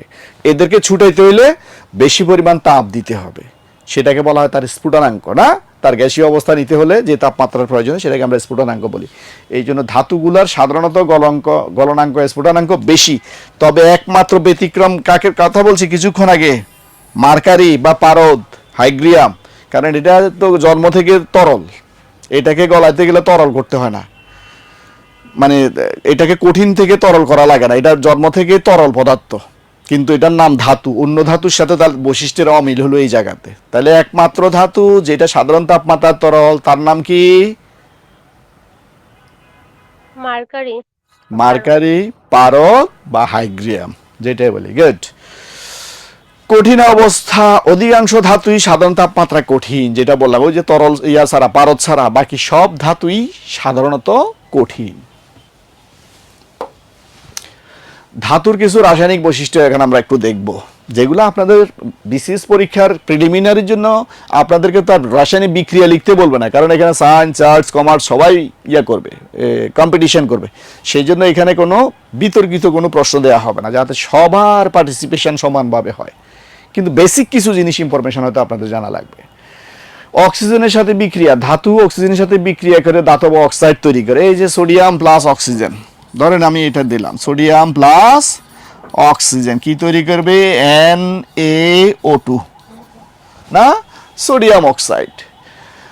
এইভাবে সবগুলা, পটাশিয়াম যোগ অক্সিজেন, Ka আর KO, পটাশিয়াম অক্সাইড। আর এখানে কি হবে? NaO, এখানে 2 হবে না। সোডিয়াম অক্সাইড, পটাশিয়াম অক্সাইড, এগুলা সবগুলা কি বলেন তো ভাই? ধাতুর সাথে অক্সিজেনের বিক্রিয়া করে অক্সাইড তৈরি করে। অক্সাইড নিয়ে আরো অনেক কথা আছে। অক্সাইডগুলো আবার দুই প্রকার, একটা হচ্ছে ক্ষারধর্মী অক্সাইড, একটাকে বলা অম্লধর্মী অক্সাইড। আবার আরেকটা অক্সাইড আছে উভয়ধর্মী অক্সাইড, যারা একই সাথে অ্যাসিডীয় এবং ক্ষারীয় দুই রকমের ধর্ম প্রদর্শন করতে পারে, তাদেরকে উভয়ধর্মী অক্সাইড বলা হয়। ঠিক আছে, যেমন সোডিয়াম অক্সাইড, এটা একটা উভয়ধর্মী অক্সাইড। আচ্ছা, পানির সাথে বিক্রিয়া করে কিছু ধাতু ক্ষার তৈরি করে। ক্ষার এবং ক্ষারক সম্পর্কে গত ক্লাসে একটু করে বলছিলাম, আপনাদের মনে আছে কিনা? ক্ষার এবং ক্ষারকের কথা বলছিলাম, মনে পড়ে একটু করে? যেমন আমি আপনাদেরকে বলি, সোডিয়াম প্লাস পানি কি তৈরি হবে বলেন তো? Sodium hydroxide. সোডিয়াম হাইড্রোক্সাইড তৈরি হবে NaOH। তাহলে এটা কি ক্ষার না ক্ষারক? এটা হচ্ছে ক্ষার। একটু করে গত ক্লাসটা মনে রাখেন, মনে করার চেষ্টা করেন। ক্ষার বলছিলাম যে সকল ক্ষারক পানিতে দ্রবীভূত হয়, যে সকল ক্ষারক পানিতে দ্রবীভূত হয়ে হাইড্রোক্সিল আয়ন তৈরি করে, তাদেরকে আমরা ক্ষার বলি। আর যে সকল ক্ষারক পানিতে দ্রবীভূত হয় না, সেগুলো শুধুই ক্ষার। যেমন অ্যালুমিনিয়াম হাইড্রোক্সাইড, অ্যালুমিনিয়ামের সাথে পানি যোগ করলে অ্যালুমিনিয়াম হাইড্রোক্সাইড হবে Al2 কত? Aluminium hydroxide. এই আপনাদের তো আর এই রাসায়নিক সংকেত জানা লাগবে না ভাই, আপনারা তো আর এই সবাই সায়েন্সের না। এটা যারা সায়েন্সের তারা হয়তো লিখবে। আপনার নাম মনে রাখতে হবে অ্যালুমিনিয়াম হাইড্রোক্সাইড। অ্যালুমিনিয়াম হাইড্রোক্সাইড একটা ক্ষারক, নট ক্ষার, কারণ এটা পানিতে দ্রবীভূত হয় না। কিন্তু সোডিয়াম হাইড্রোক্সাইড একই সাথে ক্ষারকও। সকল ক্ষারই ক্ষারক, গত লেকচারে বলছিলাম। কিন্তু সকল ক্ষারক ক্ষার নহে, কারণ সকল ক্ষারক পানিতে দ্রবীভূত হয় না। যারা দ্রবীভূত হয় তারাই শুধু ক্ষার। আশা করি বুঝছেন। অ্যাসিডের সাথে বিক্রিয়া, ধাতু অ্যাসিডের সাথে বিক্রিয়া করে লবণ এবং পানি হাইড্রোজেন উৎপাদন করে। একটা বিক্রিয়া আপনাদেরকে দেখায়, ধরেন সালফিউরিক অ্যাসিডের নাম শুনছেন আপনারা? জি শুনছি ভাই। এটা যদি সোডিয়ামের সাথে বিক্রিয়া করে, তাহলে এটা হলো অ্যাসিড আর এটা হলো কি? একটা ধাতু। আমরা এখানে কি বলছি? ধাতু অ্যাসিডের সাথে বিক্রিয়া করে কি তৈরি করবে? সোডিয়াম সালফেট Na2SO4 প্লাস কি তৈরি করবে বলছে? Hydrogen H2। তাহলে সোডিয়াম সাধারণত, এটা আপনারা মনে রাখবেন, এইটা ধাতু অ্যাসিডের সাথে বিক্রিয়া করলে নিচের কোনটি কোনটি উৎপাদন হয়। আপনারা তো আর এখানে রাসায়নিক বিক্রিয়া দেখাবেন, আপনারা বললেন যে লবণ তৈরি হবে, এটা একটা লবণ। এবারে বলেন লবণ খালি খাই যে সেটা লবণ, আর এটা কিন্তু জানে না হাইড্রোজেন। বলেন তো এটার লবণ কেন বলতেছি? সোডিয়াম, আপনার লবণ বললে আর্টসের লোকেরা যেটা বুঝে, লবণ মানে সোডিয়াম ক্লোরাইড। সোডিয়াম সালফেটকে স্যারে লবণ বলতেছে কেন? লবণের রাসায়নিক সংজ্ঞা হচ্ছে যার মধ্যে একটা ক্যাটায়ন থাকবে, না ধনাত্মক অংশ থাকবে, একটা অম্লীয় মূলক থাকবে, একটা ক্ষারীয় মূলক থাকবে, একটা ধাতব অংশ থাকবে, একটা অধাতব অংশ থাকবে, সেটার নাম হচ্ছে লবণ। তাহলে এখানেও একটা ধাতব অংশ আছে আর একটা অধাতব অংশ আছে। সোডিয়াম হলো ধাতব অংশ, সালফেট হলো যৌগমূলক অধাতব অংশ। অতএব সেটাও একটা সংজ্ঞা অনুসারে সেটাও লবণ। সকল লবণ আমরা খাই না। পটাশিয়াম ক্লোরাইডও একটা লবণ, সোডিয়াম ক্লোরাইডও একটা লবণ, কিন্তু আমরা খাই তো সোডিয়াম ক্লোরাইড। আরও একটা কথা মনে পড়ে গেল আপু, শোনেন, যে সোডিয়াম ক্লোরাইড কিন্তু বিশুদ্ধ সোডিয়াম ক্লোরাইড আমরা খাই না। আমরা যে লবণ খাই বাড়িতে, সেটা কিন্তু সোডিয়াম ক্লোরাইড তার মেজর অংশ, কিন্তু এটা শুধু সোডিয়াম ক্লোরাইড না। না হলে কিন্তু বর্ষাকালে লবণ কি হয়? সফর হচ্ছে না, বা অন্য কারো সফর দিলে ভালো হবে, মানে যেমনে মনে করেন যে এটা দিয়ে আপনাদের কাজ হবে, এগুলো তো বলতে হবে রে ভাই। এটা তো আচ্ছা, ছবির দিকে। কে কথা বলছেন আপনি একটু মিউট করেন। আচ্ছা, যাই হোক, আমরা বলছিলাম যে এই যে অমনোযোগী হয়ে গেলাম, বললাম যে লবণ, হ্যাঁ লবণ, সব লবণ কিন্তু খাই না। যার মধ্যে একটা ধাতব অংশ থাকবে, একটা অধাতব অংশ থাকবে, সেটাকে আমরা লবণ বলি। বর্ষাকালে লবণ পানি হয়ে যায়, খেয়াল করছেন? ঘরের মধ্যে লবণ থাকলে বর্ষাকালে দেখবেন যে পানিটাকে লবণ কিছু মধ্যে রাখলে তরল হয়ে যায়। কারণটা কি? বিশুদ্ধ সোডিয়াম ক্লোরাইড যদি হতো সেটা কিন্তু পানি গ্রহণ করতো না, সেটাকে বলা পানিগ্রাহী পদার্থ। আর কিছু আছে পানিগ্রাসী পদার্থ। এটা মনে রাখার জন্য একটা কৌশল আছে। মেডিকেল ভর্তি পরীক্ষা আমাদের সময় আসতো যে নিচের কোনটি পানিগ্রাহী পদার্থ আর কোনটা পানিগ্রাসী পদার্থ। তো এটা মনে রাখার জন্য আমরা একটা কৌশল, হি আর শি বলতে ম্যাডামদেরকে বুঝি, আমাদের মায়ের জাত মেয়েদেরকে বুঝি, আর হি বলতে পুরুষদেরকে বুঝি না। তাহলে যে সকল পদার্থ পানি গ্রহণ করে কিন্তু নিজে তরল হয় না তাদেরকে বলা হয় গ্রাহী, আর যারা পানি গ্রহণ করে নিজেও তরল হয়ে যায় তাদেরকে বলা হয় গ্রাসী। মেয়েরা অন্যের দুঃখে নিজেও কান্দা দেয়, এরা অনেক দিল নরম, ঠিক না? যে অন্য কাঁদতেছে, সাধারণত বিয়ের সময় যে মেয়ে বিদায়ের সময় দেখা যায় কান্নার রোল পড়ে যায়। তো এটা হলো অন্যের দুঃখ দেখে নিজেও কেঁদে দেয়, এটা হলো গ্রাসী। তাহলে ম্যাডামদের সাথে মিল আছে, এই জন্য এগুলো হলো পানি গ্রাসী পদার্থ। আর গ্রাহী পদার্থ হচ্ছে পুরুষ, অনেক দুঃখ কষ্ট যাবে, জীবনে অনেক দুঃসময় আসবে কিন্তু কাঁদবে না, ভিতরে রেখে দিবে। দুঃখ গ্রহণ করবে কিন্তু কাঁদবে না, নিজে তরল হবে না, এটা হচ্ছে গ্রাহী। মনে রাখার জন্য বললাম, এগুলো অনেক সময় আসে হয়তো এমসিকিউতে। আচ্ছা, ইলেকট্রন ত্যাগ করার প্রবণতা, ধাতুতে সহজে ইলেকট্রন ত্যাগ করার প্রবণতা, এগুলো অনেকবার বলে ফেলছি অলরেডি, কথাগুলো বলেছে। ধাতু ইলেকট্রন দান করে কিসে পরিণত হয়? ক্যাটায়নে পরিণত হয়। দান করতে পারলে পজিটিভ আয়ন বা ক্যাটায়নে পরিণত হয়। ক্যাটায়ন মানে সেটা ক্যাথোডের দিকে যায় বইলা। এখানে কিছু উদাহরণ দিয়েছি। ধাতুর সক্রিয়তা সিরিজ, এইটা একটু মনে রাখবেন, একদম মুখস্থ করে ফেলবেন। এই লাইনটা আমি এখানে একটা লাইন দিয়েছি, খেয়াল করেন। কে না কে ম্যাকগাইভার এলো যেন ফিরে, সোনালি পাবে হায়। এটা আমি আমার মতো করে একটু করে বানাইছি, কিছু বইতে আছে, আপনাদের ইয়াতে অন্যভাবে আছে। এইখানে এই ধাতুগুলা যেটা আগে আছে সেটা সবচেয়ে বেশি সক্রিয়, মানে সক্রিয়তার ক্রম আপনাদেরকে দেখাইছি। কে মানে বুঝছেন তো, পটাশিয়াম, আর না মানে সোডিয়াম, কে মানে ক্যালসিয়াম, ম্যাকগাইভার মানে ম্যাগনেসিয়াম, এলো মানে অ্যালুমিনিয়াম, যেন মানে জিঙ্ক, ফিরে মানে আয়রন ফেরাম যেটাকে বলা, সোনালি মানে স্টেনাম এসেন, পাবে মানে প্লাম্বাম, ওই যে কিছুক্ষণ আগে পাবে মানে বুঝছে, প্লাম্বাম বুঝছেন তো, এটা সীসা, হাই মানে হাইড্রোজেন। তাহলে এটা একটা সক্রিয়তা সিরিজ। কুলাঙ্গার হাবলু, কুলাঙ্গার মানে কে ইউ, সি ইউ মানে কি কপার, হাজি মানে কি বলেন তো, এইচ জি যেটাকে আমরা মার্কারি বলি, আজি মানে আর্জেন্টাম যেটাকে আমরা সিলভার বলি, সিলভার বা আর্জেন্টাম, পেটাবে মানে প্লাটিনাম পিটি, আর আমায় মানে গোল্ড, আরাম, গোল্ডের রাসায়নিক সংকেত হচ্ছে আরাম, প্রতীক হচ্ছে আরাম, আরাম মানে আমায়, আমায় দিয়ে আমরা ইউ বুঝবো যেটাকে গোল্ড বলবো।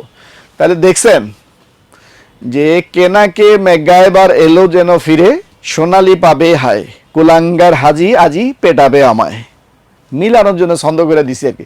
তাহলে এই লাইনটা মনে রাখলে কার বিপরীতে কে আসবে সেটাও একটু আপনাদেরকে লিখে দিলাম, তাহলে সহজে মনে রাখা যাবে। আপনাদেরকে এখানে কি বুঝেছে আপনারা বুঝতে পারছেন, কোন ধাতুটা সবচেয়ে বেশি সক্রিয় সেইটাকে আমরা আগে নিয়ে আসছি। তো সিরিয়ালি এইভাবে এতগুলার নাম, potassium, sodium, calcium, magnesium, aluminium, zinc, ফেরাম, tin বা স্টেনাম, প্লাম্বাম বা সীসা, hydrogen, copper, mercury, silver, platinum এবং গোল্ড। লাস্ট একটা ইউ মানে এটা হলো গোল্ড, আমায়। এখানে আমায় দিয়ে আপনারা খুঁজছেন আমায় মানে কি, আমায় দিয়ে তো কোনো কিছুর মনে আসতেছে না। আমা মানে ইউ, স্বর্ণের প্রতীক হচ্ছে এটা, এটাকে গোল্ড বলি আমরা, যেটাকে ইয়া বলি বিশুদ্ধ গোল্ড বলি। তাহলে এইটা একটু কষ্ট করে মুখস্থ করে ফেলবেন। আপনাদের যে শীট দেওয়া আছে এখানে সেন্টার থেকে, ক্যারিয়ার এইড থেকে, সেখানেও এটা আছে।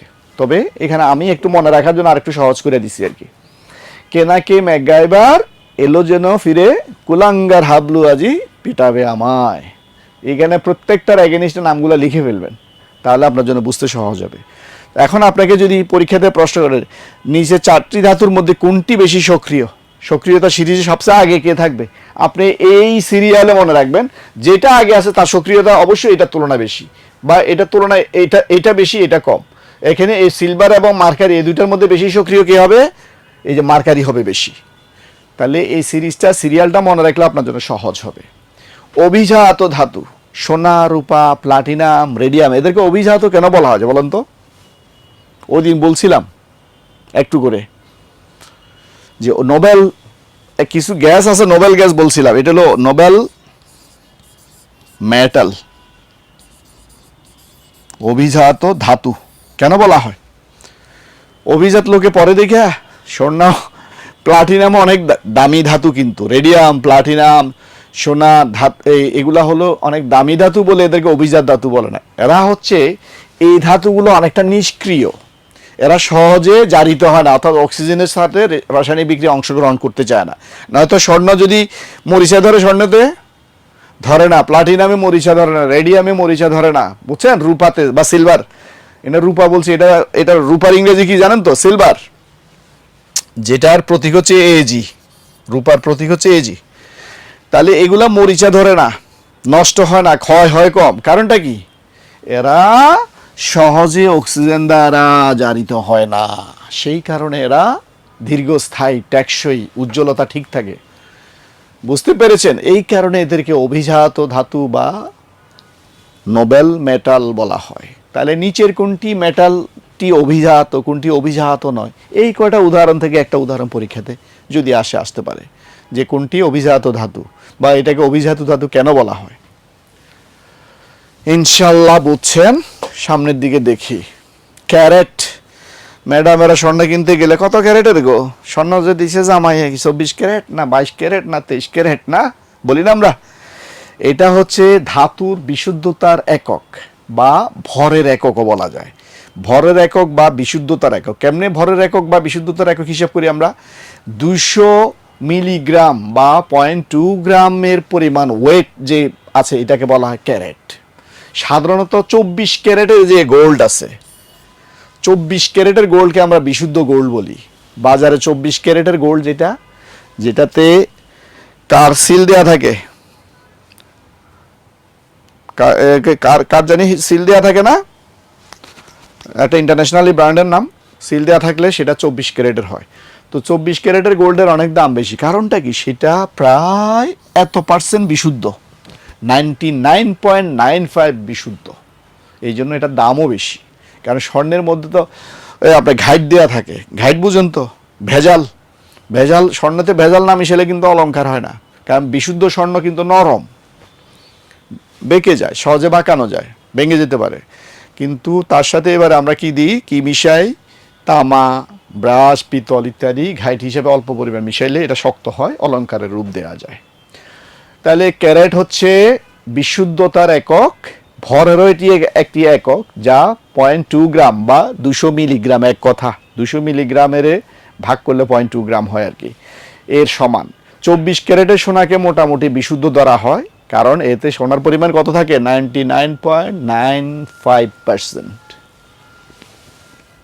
এখানে মনে রাখার জন্য দুইটা জিনিস, এ একটা এমসিকিউর জন্য, এ একটা আর তিনটা জিনিস। এই তিনটা জিনিস মাথায় রাখবেন, এমসিকিউ হলে এখান থেকে আনসার করতে পারবেন। এইবারে আসেন, এটা আমি তো আমার হিসাবে আমি বলে ফেলছি প্রথম লেকচারে, অপধাতু, ধাতু আছে, অধাতু আছে। আজকে আরেকটা নতুন জিনিস আপনাদের সংযোজন করছি, মনে আছে? অর্ধপরিবাহী। দেখি তো একটু এমসিকিউ টেস্ট করি আপনাদেরকে। অর্ধপরিবাহী কারা বলেন তো? কেউ কি বলতে পারবেন? অর্ধপরিবাহী হচ্ছে তারা যারা ধাতু পরিবাহীও নয় অপরিবাহীও নয়, সময় মতো পরিবাহীর মতো আচরণ করে আর সময় মতো অপরিবাহীর মতো আচরণ করে। পরিবাহীর মতো আচরণ করে উচ্চ তাপমাত্রায়, আর নিম্ন তাপমাত্রা অপরিবাহীর মতো আচরণ করে। এদেরকে আমরা কি বলি? অর্ধপরিবাহী বলি। যাদের সর্ববহিস্থ শক্তি স্তরে কয়টা ইলেকট্রন থাকবে? 4টা। যাদের সর্ববহিস্থ শক্তি স্তরে ইলেকট্রনকে কি বলে? যোজন ইলেকট্রন বা যোজ্যতা ইলেকট্রন বলা হয়। যোজ্যতা ইলেকট্রন যাদের 4, তারা সাধারণত অর্ধপরিবাহী। ঠিক আছে। এখন একটা ধাতুর মধ্যে আরেকটা জিনিসের নাম শুনতেছি আমরা, অপধাতু। অপধাতু আবার কি? এদের মধ্যে ধাতুর বৈশিষ্ট্য আছে, কিছু অধাতুর বৈশিষ্ট্য আছে। ধাতুর মধ্যে কিন্তু অধাতু নাই সাধারণত। এই অল্প কয়টা জিনিসের মধ্যেই শুধু অপধাতু আমরা লক্ষ্য করি। কয়টা এখানে? 1টা 2টা 3টা 4টা 5টা 6টা 7টা। এই 7টা মনে রেখে দিবেন অপধাতু।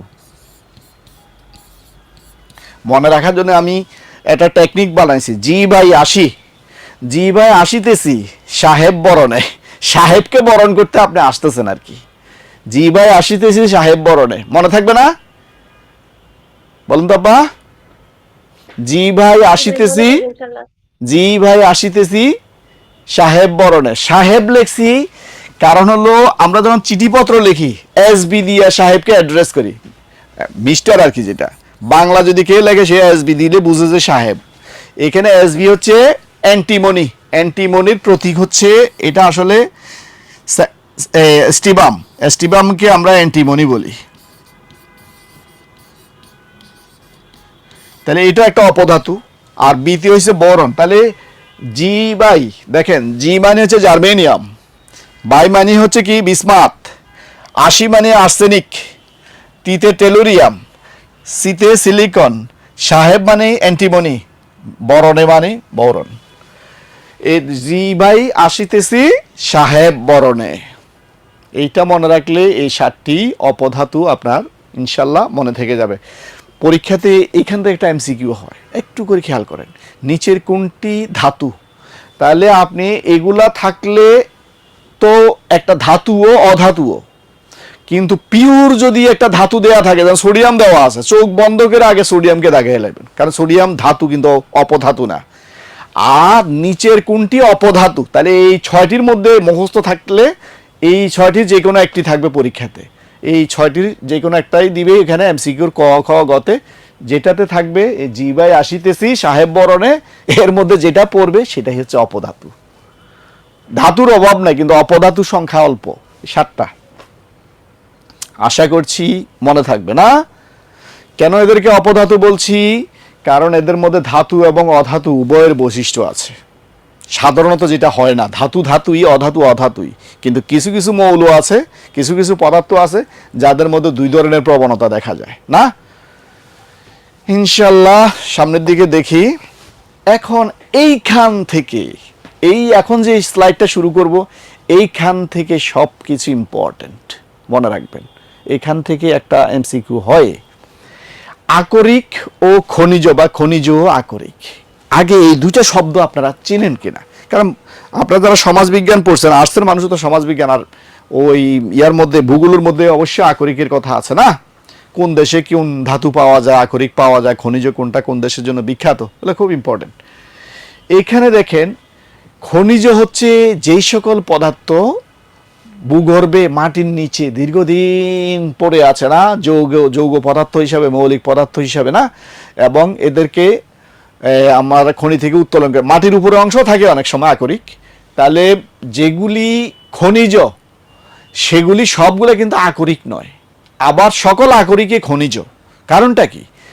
আকরিক তখন আমরা বলি, আকরিক কখন বলি? যখন যে সকল খনিজ থেকে সহজে ধাতু নিষ্কাশন করা যায়। ধরেন আমি লোহার একটা আকরিক মাটির নিচে পাওয়া গেছে, কিন্তু সেটা থেকে সহজে লোহা নিষ্কাশন করা যায় না, সেটাকে আমরা ব্যবহার করব না। কারণ দেখা যাচ্ছে এটার প্রোডাকশন খরচ, এটার উৎপাদন খরচ বাজারের দামের চাইতে অনেক বেশি। তাহলে এটা আমি খামাখা কষ্ট করে উত্তোলন করে লাভ কি? তাহলে সেটা শুধুই খনিজ, কিন্তু সেটা আকরিক নয়। যার থেকে সহজে নিষ্কাশন করা যাবে, নিষ্কাশন বুঝেন তো, আলাদা করা যাবে ধাতুটাকে, আমার যেটা প্রয়োজনীয় অংশ সেটা আমি আলাদা করে নিতে পারবো সহজে, সেটাকে আমরা আকরিক বলবো। আর খনিজ তো আগেই বললাম, অবিশুদ্ধ আকারে, যৌগ আকারে মাটির নিচে বা মাটির উপরের অংশে, ভূত্বকের উপর অংশে থাকে, যেগুলো যৌগ হিসাবে, মৌল হিসাবে না, মৌল হিসাবে সাধারণত পাওয়া যায় না, এটা হচ্ছে অক্সাইড হিসাবে থাকে, বা অনেকগুলা কমপ্লেক্স হয়ে থাকে, অনেকগুলা পদার্থ মিলে জটিল আকারে থাকে, এদেরকে আমরা খনিজ বলি। কিন্তু যে সকল খনিজ থেকে আমার নিষ্কাশনটা সুবিধাজনকভাবে করা যায় তাদেরকে আমরা আকরিক বলবো। তাহলে সকল আকরিকে খনিজ, কিন্তু সকল খনিজ আকরিক নয়, কারণ সকল খনিজ থেকে সহজে ধাতু নিষ্কাশন করা যায় না। আশা করছি এই সেন্টেন্সটা বুঝছেন না। মাটির নিচে যাই আছে বা ভূত্বকের উপরে যেসব যৌগিক পদার্থ আছে, জটিল অবস্থা, সেগুলো সব খনিজ। আর যে সকল খনিজ থেকে উৎপাদন করা সহজ, নির্দিষ্ট যে জিনিসটা আমি উৎপাদন করতে চাই ধাতু হোক, সেটা কোনো গ্যাস হোক, সেটা উৎপাদন করা সহজ হলে সেটার নাম হচ্ছে আকরিক। তবে আকরিক সাধারণত কঠিন পদার্থের বেলায় আমরা ব্যবহার করি। গুরুত্বপূর্ণ কিছু খনিজ বা আকরিকের নাম আমরা এখানে বলবো, দেখেন এগুলো একদম মনে রেখে দিবেন। আপনাদের হয়তো প্রতীক হিসাবে পরীক্ষাতে যারা সায়েন্সের আছেন তারা একটু প্রতীক সহ মনে রেখে দিবেন। রক সল্ট, যেটা হচ্ছে আসলে সোডিয়াম ক্লোরাইড, লিখলে রাসায়নিকভাবে লিখবো এইভাবে না। রাসায়নিক সংকেতটা আমি লিখিনি এই কারণে, কারণ এখানে রাসায়নিক সংকেত থাকার আসার সম্ভাবনা কম। আপনাদেরকে বললে রক সল্ট কার খনিজ, কিসের খনিজ? এটা সোডিয়ামের খনিজ, কারণ এটার মধ্যে সোডিয়াম ক্লোরাইড আছে। তাহলে এইটা যে জানবে সে না রক সল্ট যে সোডিয়াম, খালি রক সল্টের মধ্যে যে সোডিয়াম আছে আপনি এটা দেখলে তো বুঝতেছেন না। তার রাসায়নিক নাম যখন জানা থাকবে সোডিয়াম ক্লোরাইড, অন্তত বাংলাটা সোডিয়াম ক্লোরাইড, তাহলে আপনি বুঝতে পারবেন যে হ্যাঁ এটা একটা সোডিয়ামের খনিজ। চিলি সলফিটার, যেটাকে আমরা সোডিয়াম নাইট্রেট বলি, NaNO3, সোডিয়াম নাইট্রেট, এটাকে চিলি সলফিটার বলা হয়। তাহলে চিলি সলফিটার এবং সোডিয়াম ক্লোরাইড বা রক সল্ট এগুলো কিসের খনিজ? সোডিয়ামের খনিজ। এই যে সোডিয়াম যে ধাতু আছে তার খনিজ। একইভাবে একদম টাইট মুখস্থ করে ফেলবেন, পটাশিয়ামের খনিজ সলপিটার। আগেরটার নাম ছিল চিলি সলফিটার, এটা শুধু সলপিটার, প্যাচ লাগাই দিয়েন না, এই দুইটা পরীক্ষাতে প্যাচ লাগে। কারণ এমসিকিউতে সোডিয়াম নাইট্রেটও দেওয়া থাকবে, পটাশিয়াম নাইট্রেটও দেওয়া থাকবে। তাহলে আপনি তো সলপিটার পড়ছেন কি সোডিয়াম নাইট্রেট, এখন সিলি সলপিটার, আরে সিলি সলপিটার পড়ছেন সোডিয়াম নাইট্রেট, এখন খালি সলপিটার আসলে বলবেন পটাশিয়াম নাইট্রেট, KNO3। এই একইভাবে ক্যালসিয়ামের এক খনিজ যেমন আছে চুনা পাথর, ক্যালসিয়াম কার্বনেট, নাম শুনেছেন তো না? কলিচুন, CaCO3, যেটাকে আমরা বলি কি ক্যালসিয়াম কার্বনেট, চুনা পাথর। এরপরে জিপসাম, ডলোমাইট, এগুলো সবগুলা হচ্ছে আপনার ক্যালসিয়ামের খনিজ। এটা একদম মুখস্থ করে ফেলবেন যে চুনা পাথর, আপনার পরীক্ষাতে আসবে চুনা পাথর, এটা যে ক্যালসিয়ামের খনিজ সেটা আপনাকে বোঝানোর জন্য আমি এখানে ক্যালসিয়াম কার্বনেট লিখে দিচ্ছি। একইভাবে জিপসাম, ডলোমাইট, এগুলো কিন্তু ক্যালসিয়ামের খনিজ। আরও কিছু দিছি, যেমন ম্যাগনেসিয়ামের একটা ইম্পর্টেন্ট আছে, সেটা হচ্ছে অ্যাসবেস্টাস। অ্যাসবেস্টাস চেনেন তো না? অ্যাসবেস্টাস মেইনলি ব্যবহার করা হয় কোথায়? অগ্নি নির্বাপনে। আগুন লাগে যে ফায়ার সার্ভিসের গাড়িতে 5 দিয়া যে তুষের মতো মারে লিকুইড, দেখবেন যে এটা পানি মাটিতে পড়লে শুকানোর পরে সাদা একটা আস্তর পড়ে যায়, এটা হলো অ্যাসবেস্টাস। এটা হলো ম্যাগনেসিয়ামের একটা খনিজ, অগ্নি নির্বাপনে ব্যবহার হয়। আর এটা আসলে এপসন লবণ মানে কি? ম্যাগনেসিয়াম সালফেট, সাতনু পানি। অন্যরা বুঝবেন কিনা জানেন, এই সাতনু পানিকে বলা হয় ক্যালাস পানি, ক্লাস না ক্যালাস, কয়কারকে লোয়াকাল্লা দন্তাস্য, ক্যালাস পানি মানে ক্রিস্টাল শেপটা দেওয়ার জন্য। ক্রিস্টাল মানে বাংলা হচ্ছে ক্যালাস, ইংরেজিতে যে ক্রিস্টাল, যেমন ডায়মন্ডের ক্রিস্টাল, ডায়মন্ডের ক্যালাস বলি আমরা। ডায়মন্ডের একটা শেপটা আছে, হীরার যেটা হীরক আর কি, হীরা বা হীরক, তার একটা অষ্টতলকীয় শেপটা আছে না, 8টা তল আছে ডায়মন্ডের, তাহলে সেটাকে আমরা ইংরেজিতে বলি ক্রিস্টাল আর বাংলায় বলি ক্যালাস। এই যে ইপসন লবণ, সেটা রাসায়নিক সংকেত হচ্ছে ম্যাগনেসিয়াম সালফেট, সাতনু পানি। এই সাতনু পানিটা হচ্ছে তার ক্যালাস আকৃতি দেওয়ার জন্য লাগে। এই আয়রনের খনিজগুলো খুবই ইম্পর্টেন্ট, ডাবল স্টার দিলাম। আয়রনের খনিজ দেখেন ম্যাগনেটাইট, এটার আরেক নাম হচ্ছে ফেরাসোফেরিক অক্সাইড। এখানে আরেকটা মজার জিনিস আমি সায়েন্সের স্টুডেন্টদেরকে প্রায় জিজ্ঞেস করি, ফেরাসোফেরিকের সংকেত হচ্ছে Fe3O4 আর ফেরিক অক্সাইডের হলে Fe2O3। আর একটা হলো ফেরাস অক্সাইড, একটা হলো ফেরিক অক্সাইড, এটা লিখছি ফেরিক অক্সাইড, আরেকটা আছে ফেরাস অক্সাইড FeO। কারণ আয়রন পরিবর্তনশীল যোজনী প্রদর্শন করে, আয়রন, কার্বন, তারপরে আপনার এই কি বলে যে কার্বন, আয়রন, এরা পরিবর্তনশীল যোজনী প্রদর্শন, সালফার, কারণ এদের একাধিক যোজনী সামর্থ্য আছে, একাধিক মৌলের সাথে যুক্ত হতে পারে একাধিক রূপে। এইখানে আমি এটার নাম লিখছি ফেরাসো ফেরিক অক্সাইড, এটার নাম বললাম ফেরিক অক্সাইড, এটার নাম বললাম ফেরাস অক্সাইড, ইক আস, কিন্তু এটার নামটা একটু ভিন্ন, ফেরাসো ফেরিক অক্সাইড।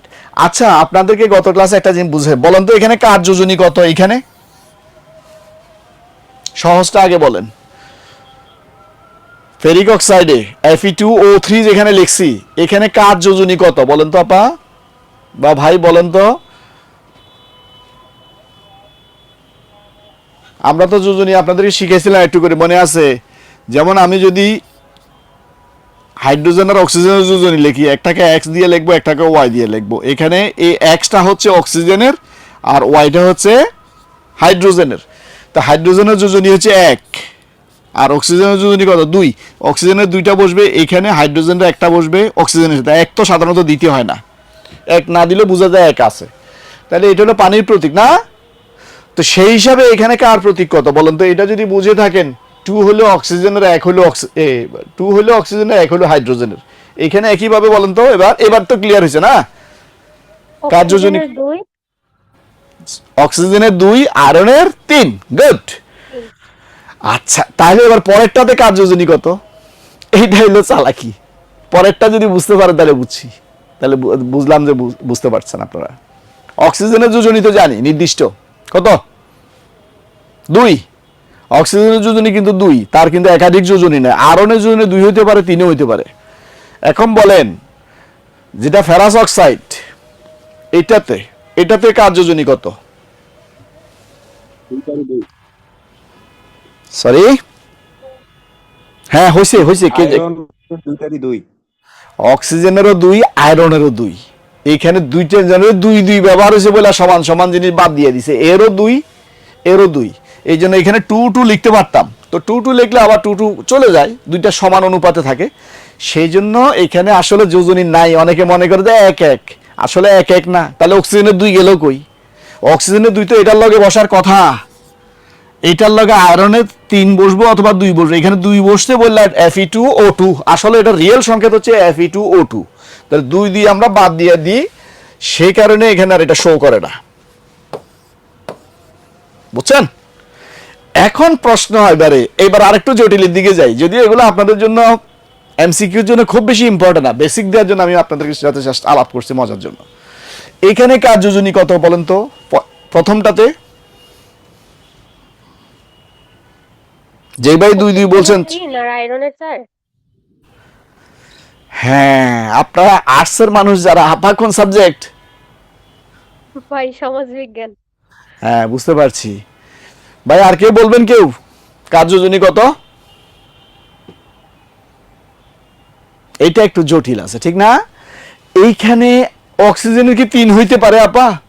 কিছুক্ষণ আগে বলছি অক্সিজেনের কিন্তু 2, এই অক্সিজেনের কিন্তু 3 হতে পারে না। কারণ তাহলে আপনি তো বলছেন অক্সিজেনের 3 এখানে বসে, ওই সূত্র অনুসারে আপনাদের মতো এটা হওয়ার কথা। আসলে এটার নাম কি বলছি খেয়াল করেন, ফেরাসো ফেরিক অক্সাইড। মানে ফেরাসও আছে, ফেরিকও আছে, এই দুইটা যোগ করেন তো কত হয়? আরে আমি তো ওই ছিল, রাবার ছিল। এই দুইটা যোগ করলে কত হয় বলেন তো? এফ কয়টা হয় বলেন তো? এখানে আছে 2টা, এখানে একটা, 3টা। অক্সিজেন কয়টা হয়? 1টা আর 3টা, 4টা। দেখেন তো এটা চেহারার লগে মিল আছে নি? জি ভাই মিল আছে। হ্যাঁ, তাহলে এটা বোঝা যায় এটা আসলে রাসায়নিক ভাবে নাম হচ্ছে ফেরাসো ফেরিক অক্সাইড, অর্থাৎ এই দুইটা একসাথে যোগ করে এটা লেখা হয়েছে। এখানে ও যোদ্ধা হিসাব করে আপনি পারবেন না। ফেরাসও আছে, ফেরিকও আছে, দুইটাকে একসাথে অণুগুলা যোগ করে এখানে লেখা হয়েছে। এই জন্য আপনি যদি বলেন যে অক্সিজেনের 3, আয়রনের 4, ওটা ওভাবে হবে না। ঠিক আছে, এগুলো কিন্তু ঠিক বলছেন আপনারা। এখানে 2, এখানে 2, 3।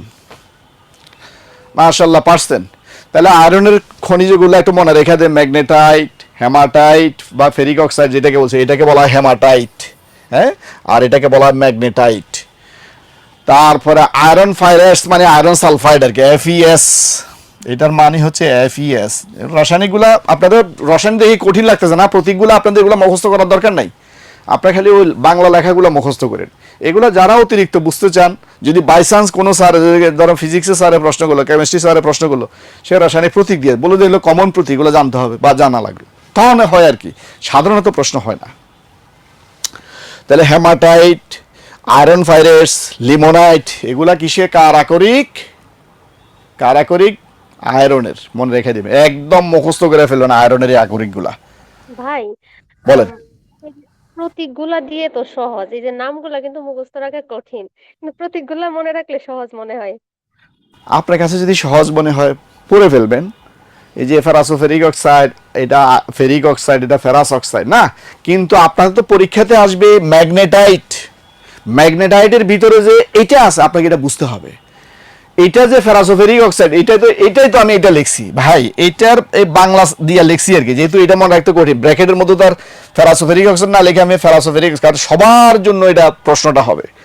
সেজন্য ম্যাগনেটাইট বললে কার আকরিক, তার নামটা মনে রাখবেন যে ও আচ্ছা এটা ফেরাসোফেরিক, অর্থাৎ এটা আয়রনের আকরিক। ও আচ্ছা, হেমাটাইট, হেমাটাইট মানে ফেরিক অক্সাইড, তাহলে এটা আয়রনের। ফেরিক মানে এফি মানে হচ্ছে আয়রন। আয়রনকে আমরা এফি দিয়ে কেন লিখি বলছি তো না, ফেরাম। আয়রনের ল্যাটিন নাম হচ্ছে ফেরাম, এই জন্য তার প্রতীক হচ্ছে এফি, কিন্তু বলতেছি আয়রন আয়রন আয়রন না, এই এফি দিয়ে আমরা আয়রনকে বুঝি। যাই হোক, তাহলে আয়রনের এবং ম্যাগনেসিয়ামের আরো দুই একটা আকরিক আছে, সেগুলো আমরা একটু দেখে নিই। গ্যালেনা, যেটাকে লেড সালফাইড বলি আমরা, সীসার সালফাইড, পিবিএস, এটাকে গ্যালেনা বলা হয়। Zinc blende, zinc sulphide, ZNS. একইভাবে অ্যালুমিনিয়ামের একটা আকরিক অ্যালুমিনিয়াম অক্সাইড। এই যে দেখছেন তো, আমি কিন্তু ফার্স্ট লিখে ফেলতেছি Al2O3, কারণটা কি? অ্যালুমিনিয়ামের 3, অক্সিজেনের 2, ওই যে অক্সিজেনের 2টা অ্যালুমিনিয়ামের সাথে লাগাই দিছি, আর অ্যালুমিনিয়ামের 3টা ওইটার সাথে লাগাই দিছি। তাহলে এগুলা হচ্ছে অ্যালুমিনিয়ামের আকরিক, আর এটা হচ্ছে লেডের আকরিক। মনে রাখবেন, লেডের আরেকটা আকরিক আছে, সেটাকে সিঁদুর বলে। যারা হিন্দু ধর্মের আছে তারা যে কপালে সিঁদুর পরে, মিনিয়াম বা সিঁদুর, সেটা হচ্ছে লেড অক্সাইডের। লেড অক্সাইড যেটা, সেটাকে সিঁদুর হিসাবে ব্যবহার করা হয়। এটা টকটকে রক্তের কালার। কালো সোনা, নিচের কোনটি ব্ল্যাক গোল্ড? এই কয়টা জিনিস, জিরকন, ম্যাগনেটাইট। ম্যাগনেটাইট কিছুক্ষণ আগে পড়ছিলাম, বলেন তো এটা কার? আয়রনের আকরিক, ঠিক না? ইলুমেনাইট, মোজাইট, রুটাইল, এই 5টা জিনিস মুখস্থ রেখে দিবেন। এদেরকে বলা হয় ব্ল্যাক গোল্ড, কারণ এরা স্বর্ণের মতোই দামি, স্বর্ণের ন্যায় মূল্যবান বলে এদেরকে ব্ল্যাক গোল্ড বলা হয়। জিরকন, বাংলাদেশের কক্সেস বাজারের বালুতে জিরকন আছে, এবং সেটা নিষ্কাশনের চেষ্টা করা হচ্ছে। ওখানে একটা আমি গেছি, আমাদের ফিজিক্স থেকে ট্যুরে নেওয়া হয়েছিল জিরকন যে দেখানোর জন্য। জিরকন খুবই মূল্যবান একটা ধাতু, সমুদ্রের বিচের যে বালির মধ্যে কালো কালো কালো কালো কালো কালো আছে, খুবই অল্প পরিমাণ আছে, নিষ্কাশন করা ব্যয় সাপেক্ষ। তো এই জন্য আমাদের দেশে প্রযুক্তি তো নাই, আমাদের দেশে প্রযুক্তি না থাকার কারণে আমরা কিন্তু বিদেশ নির্ভর। ধরেন আমাদের এই এখন যে রূপপুর পারমাণবিক বিদ্যুৎ প্রকল্প তৈরি হয়েছে, পুরাই তো রাশিয়ারে দিয়ে করানো হয়েছে, ঠিক না? ইঞ্জিনিয়ার তো সব তো বাইরে থেকে আনা হয়েছে। এই জন্য আমাদের দেশে খনিজ পদার্থ যেগুলো আছে, এগুলো নিষ্কাশন করতে গেলে, গ্যাস বলেন, তেল বলেন, নিষ্কাশন করতে গেলে বাইরের শেয়ার দিতে হয়, বিদেশির প্রোডাক্ট ওদের কাছে বিক্রি করে দিতে হয়, অথবা ওদেরকে প্রোডাকশনের দায়িত্ব দিতে হয়, ওদের থেকে কিনে নিতে হয় উচ্চ দামে, কারণ এক্সপেন্সিভ এগুলো উত্তোলন করা। তো এখানে এই জিরকন, ম্যাগনেটাইট, ইলুমেনাইট, মোনাজাইট, রুটাইল, এই 5টাকে আমরা বলি মূল্যবান কালো সোনা, স্বর্ণের মতো এরা দামি। একইভাবে পাথরের মধ্যে আছে চুনা পাথর, নীলকান্তমণি, পান্না, শুনছেন তো না, হীরা, চুনি, পান্না, এগুলা সবই মূল্যবান ধাতু, মূল্যবান পাথর আর কি, এদেরকে আমরা পাথর বলি। রুবি পাথর, তারপর অল্প পরিমাণ ধাতুর অক্সাইডও মিশ্রিত থাকে, যেটাকে বলা অ্যালুমিনিয়াম অক্সাইড। অ্যালুমিনিয়াম অক্সাইডের আরেক নাম কি বলেন তো? কিছুক্ষণ আগে বলছি, কার মনে আছে? বক্সাইট। মনে রেখে দিবে, অ্যালুমিনিয়াম অক্সাইড বা বক্সাইড একই কথা, অ্যালুমিনিয়ামের একটা আকরিক। আয়রন সম্পর্কিত কিছু গুরুত্বপূর্ণ তথ্য। কয়টা বাজে? দেখেন, এইখান থেকে একটা এমসিকিউ আসার সম্ভাবনা থাকে। আয়রন বা লোহা যেটা, সেটা বিশুদ্ধ লোহা আমরা খনিতে পাই না। খনি থেকে আয়রনের যে আকরিকগুলোর কথা বললাম, হেমাটাইট, ম্যাগনেটাইট, লিমোনাইট, না, এইগুলা উত্তোলন করা হয় ধাপে ধাপে। এদেরকে বিশুদ্ধ আয়রন তৈরি করার জন্য বা আমাদের বিভিন্ন নির্মাণ কাজের জন্য বা দৈনন্দিন কাজের জন্য আমরা লোহা যে ব্যবহার করি, সেই লোহার প্রথম যেটা, এটার নাম হচ্ছে কাস্ট আয়রন বা পিগ আয়রন বা ঢালাই লোহা বলা হয়। লোহার ক্লাসিফিকেশন করা হয়, শ্রেণী করা হয়, তার মধ্যে কার্বনের পরিমাণ কত আছে। যত বেশি পরিমাণ কার্বন থাকবে তত অবিশুদ্ধ সেটা, এবং সেটা তত ব্যবহার অযোগ্য, সাধারণত কম ব্যবহার করা যায়, সেটাতে মরিচা ধরবে বেশি। কারণটা কি দেখেন আপনি এখানে, কাস্ট আয়রন, পিগ আয়রন বা ঢালাই লোহা কিন্তু এক কথা। আমি 3টা নামে লিখে রাখছি যাতে আপনাদের পরীক্ষাতে যে কোনো একটা নাম আসতে পারে। কাস্ট আয়রন যে কথা, পিগ আয়রন একই কথা, ঢালাই লোহা বলা একই কথা। তো পরীক্ষাতে এমসিকিউ আসে কি পিগ আয়রন বা কত পার্সেন্ট কার্বন থাকে, এটা কিন্তু কার্বনের পরিমাণ লিখছি 2 থেকে 4.5%। এই আয়রনটা আপনারা দেখছেন তো, ঢালাই লোহা কিন্তু ব্যবহার করা নানা কাজে। টিউব অয়েল আছে না, টিউবওয়েলে হাতল মাতল বা কিছু লোহা আছে দেখবেন তো পরে ভেঙে যায়, এরা কিন্তু ভঙ্গুর। এই পিগ আয়রন বা ঢালাই লোহা এটা সহজে ভেঙে যায়, দেখতে শক্ত দেখা যায় কিন্তু হাত থেকে পড়লে ভেঙে যাবে। ওই যে ডিস্ক তৈরি করতো আগে যে সিডি, না সিডির আগে যে গ্রামোফোন ছিল, গ্রামোফোনের যে ডিস্কগুলো আমাদের ঘরে ছিল, আমার আব্বার একটা গ্রামোফোন ছিল, তো ওইটা ডিস্কগুলো আমরা কিন্তু ভেঙে ফেলতাম, হাত থেকে পড়লে ভেঙে যেত। এগুলো কাঁচা লোহা বা পেটা লোহা দিয়ে তৈরি। এটাতে কার্বনের পরিমাণ 2 থেকে 4.5%। এবারে আসেন স্টিল, যেটা সবচেয়ে বেশি ব্যবহৃত আমাদের সমাজে, না, স্টিল বা ইস্পাত যেটাকে আমরা বলি, তার মধ্যে কার্বনের পরিমাণ 0.15 থেকে 1.5%। একদম মুখস্থ করে আনিবেন, এটা প্রায় আসে। স্টিল বা ইস্পাতে কার্বনের পরিমাণ কত দেখেন, এটা মিল আছে কিন্তু। ও 0.15 সর্বোচ্চ কত 1.5, ওই 1.5 এর মাঝখানে জাস্ট 0.15 এর মাঝখানে পয়েন্ট বসে যাবে।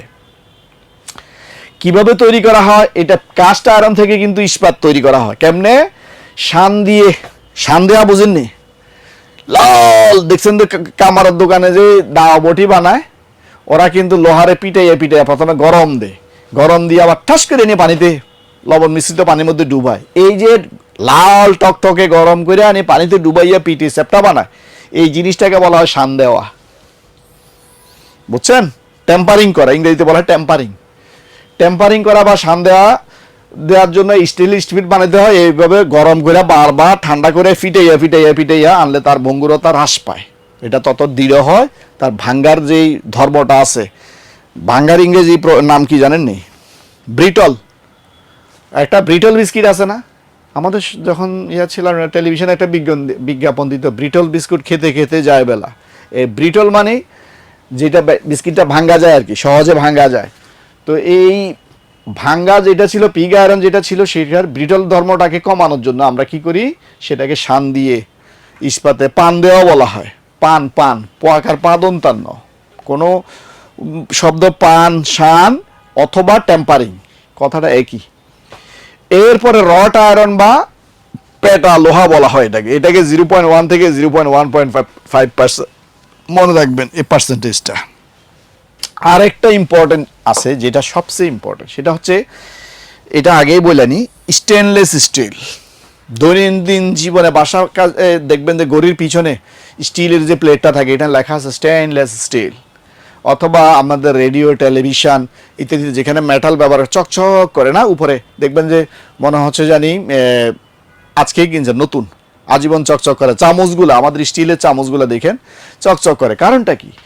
সেটার নাম হচ্ছে স্টেইনলেস স্টিল। কখন এটা স্টেইনলেস স্টিল হয়? সেটার মধ্যে কার্বনের পরিমাণ থাকবে 1%, নিকেলের পরিমাণ থাকবে 8%, 18% ক্রোমিয়াম, আর 73% থাকবে লোহা। আমরা যে স্টিলের চামচটা, এটার ভিতরে কিন্তু লোহাই বেশিরভাগ, কিন্তু তার উপরে প্রলেপ দেওয়া হয় ক্রোমিয়াম, নিকেল এবং কার্বনের। তাহলে স্টেনলেস স্টিলে কার্বনের পরিমাণ কত পার্সেন্ট? 1%। আর বেশিরভাগ থাকে কি লোহা, আর 18% থাকে নিকেল, 8% হলো, আরে 8% নিকেল, 18% হলো ক্রোমিয়াম। ক্রোমিয়ামটাই মূলত চকচক করে, নিকেল ক্রোমিয়াম এই দুইটা। এখন যে পাইপগুলা তৈরি করে বিভিন্ন কাজের জন্য, খাট তৈরি করে পাইপ দিয়ে, দেখছেন চকচক করে স্টিলের, এগুলো আসলে স্টিল বলতে স্টেনলেস স্টিলের তৈরি। উপরে একটা শব্দ দেখেন, মরিচা, লোহাতে মরিচা পড়ে, ঠিক না? লোহা মানে হচ্ছে আয়রন, যেটাকে আমরা বলি, তার সাথে জলীয় বাষ্প যখন সংস্পর্শ হয় H2O, তখন যে জিনিসটা তৈরি হয় তার নাম হচ্ছে মরিচা, Fe2O3 এবং N মলিকুল ওয়াটার। এই যে পানির একটি অক্সাইড তৈরি হয় আয়রনের, এটাকে আমরা মরিচা বলি, লালচে কালারের। বিশেষ করে আয়রনের যে সকল পদার্থ দীর্ঘদিন পড়ে থাকে, তো মরিচা পড়ে কেন? কারণ বাতাসে প্রচুর জলীয় বাষ্প থাকে। আপনি মনে করেন পানির মধ্যে রাখেন না, শুকনার মধ্যে রাখছেন বা আপনি একটা খাটের মধ্যে রাখছেন জিনিসটা, তারপর দেখবেন যে কিছুদিনের পরে মরিচা পড়ে গেছে। লোহার জিনিস এই একটা ঝামেলা, ঠিক না?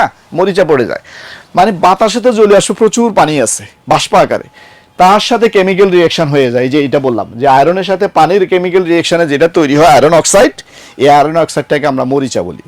এই মরিচা প্রতিরোধ করার জন্য এই যে আমরা কিছুক্ষণ আগে স্টেনলেস স্টিলের কথা, এটা কিন্তু একটা সংকর ধাতু। সংকর ধাতু বুঝেন তো, একাধিক ধাতুর মিশ্রণ, এগুলাকে অ্যালয়ও বলা হয়,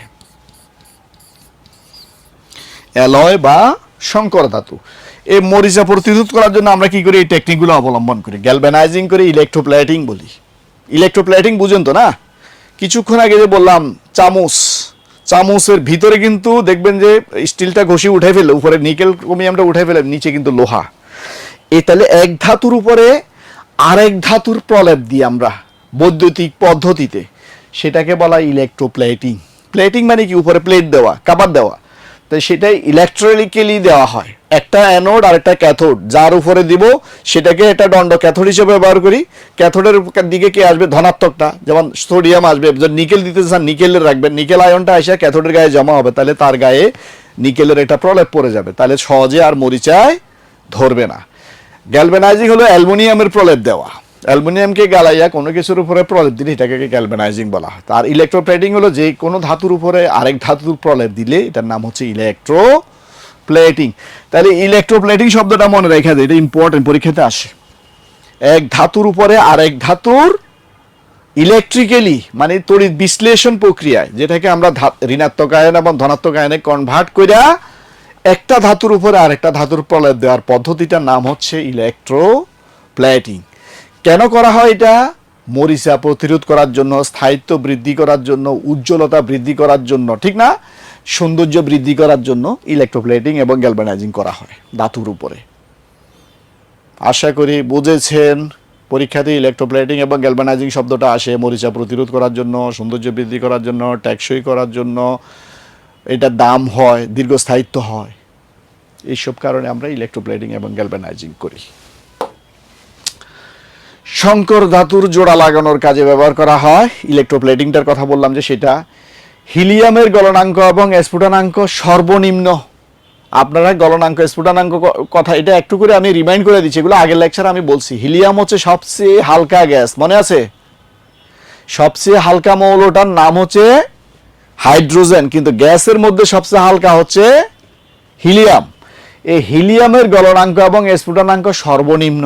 কারণটা কি রে ভাই? এটাতে এমনি হালকা গ্যাস, কঠিন পদার্থ হলে না তার অণুগুলো জোড়া লাগে থাকলে তাকে ছুটাইতে আমার বেশি পরিমাণ তাপ লাগতো, এই জন্য এটা গলনাঙ্ক স্ফুটনাঙ্ক অনেক কম।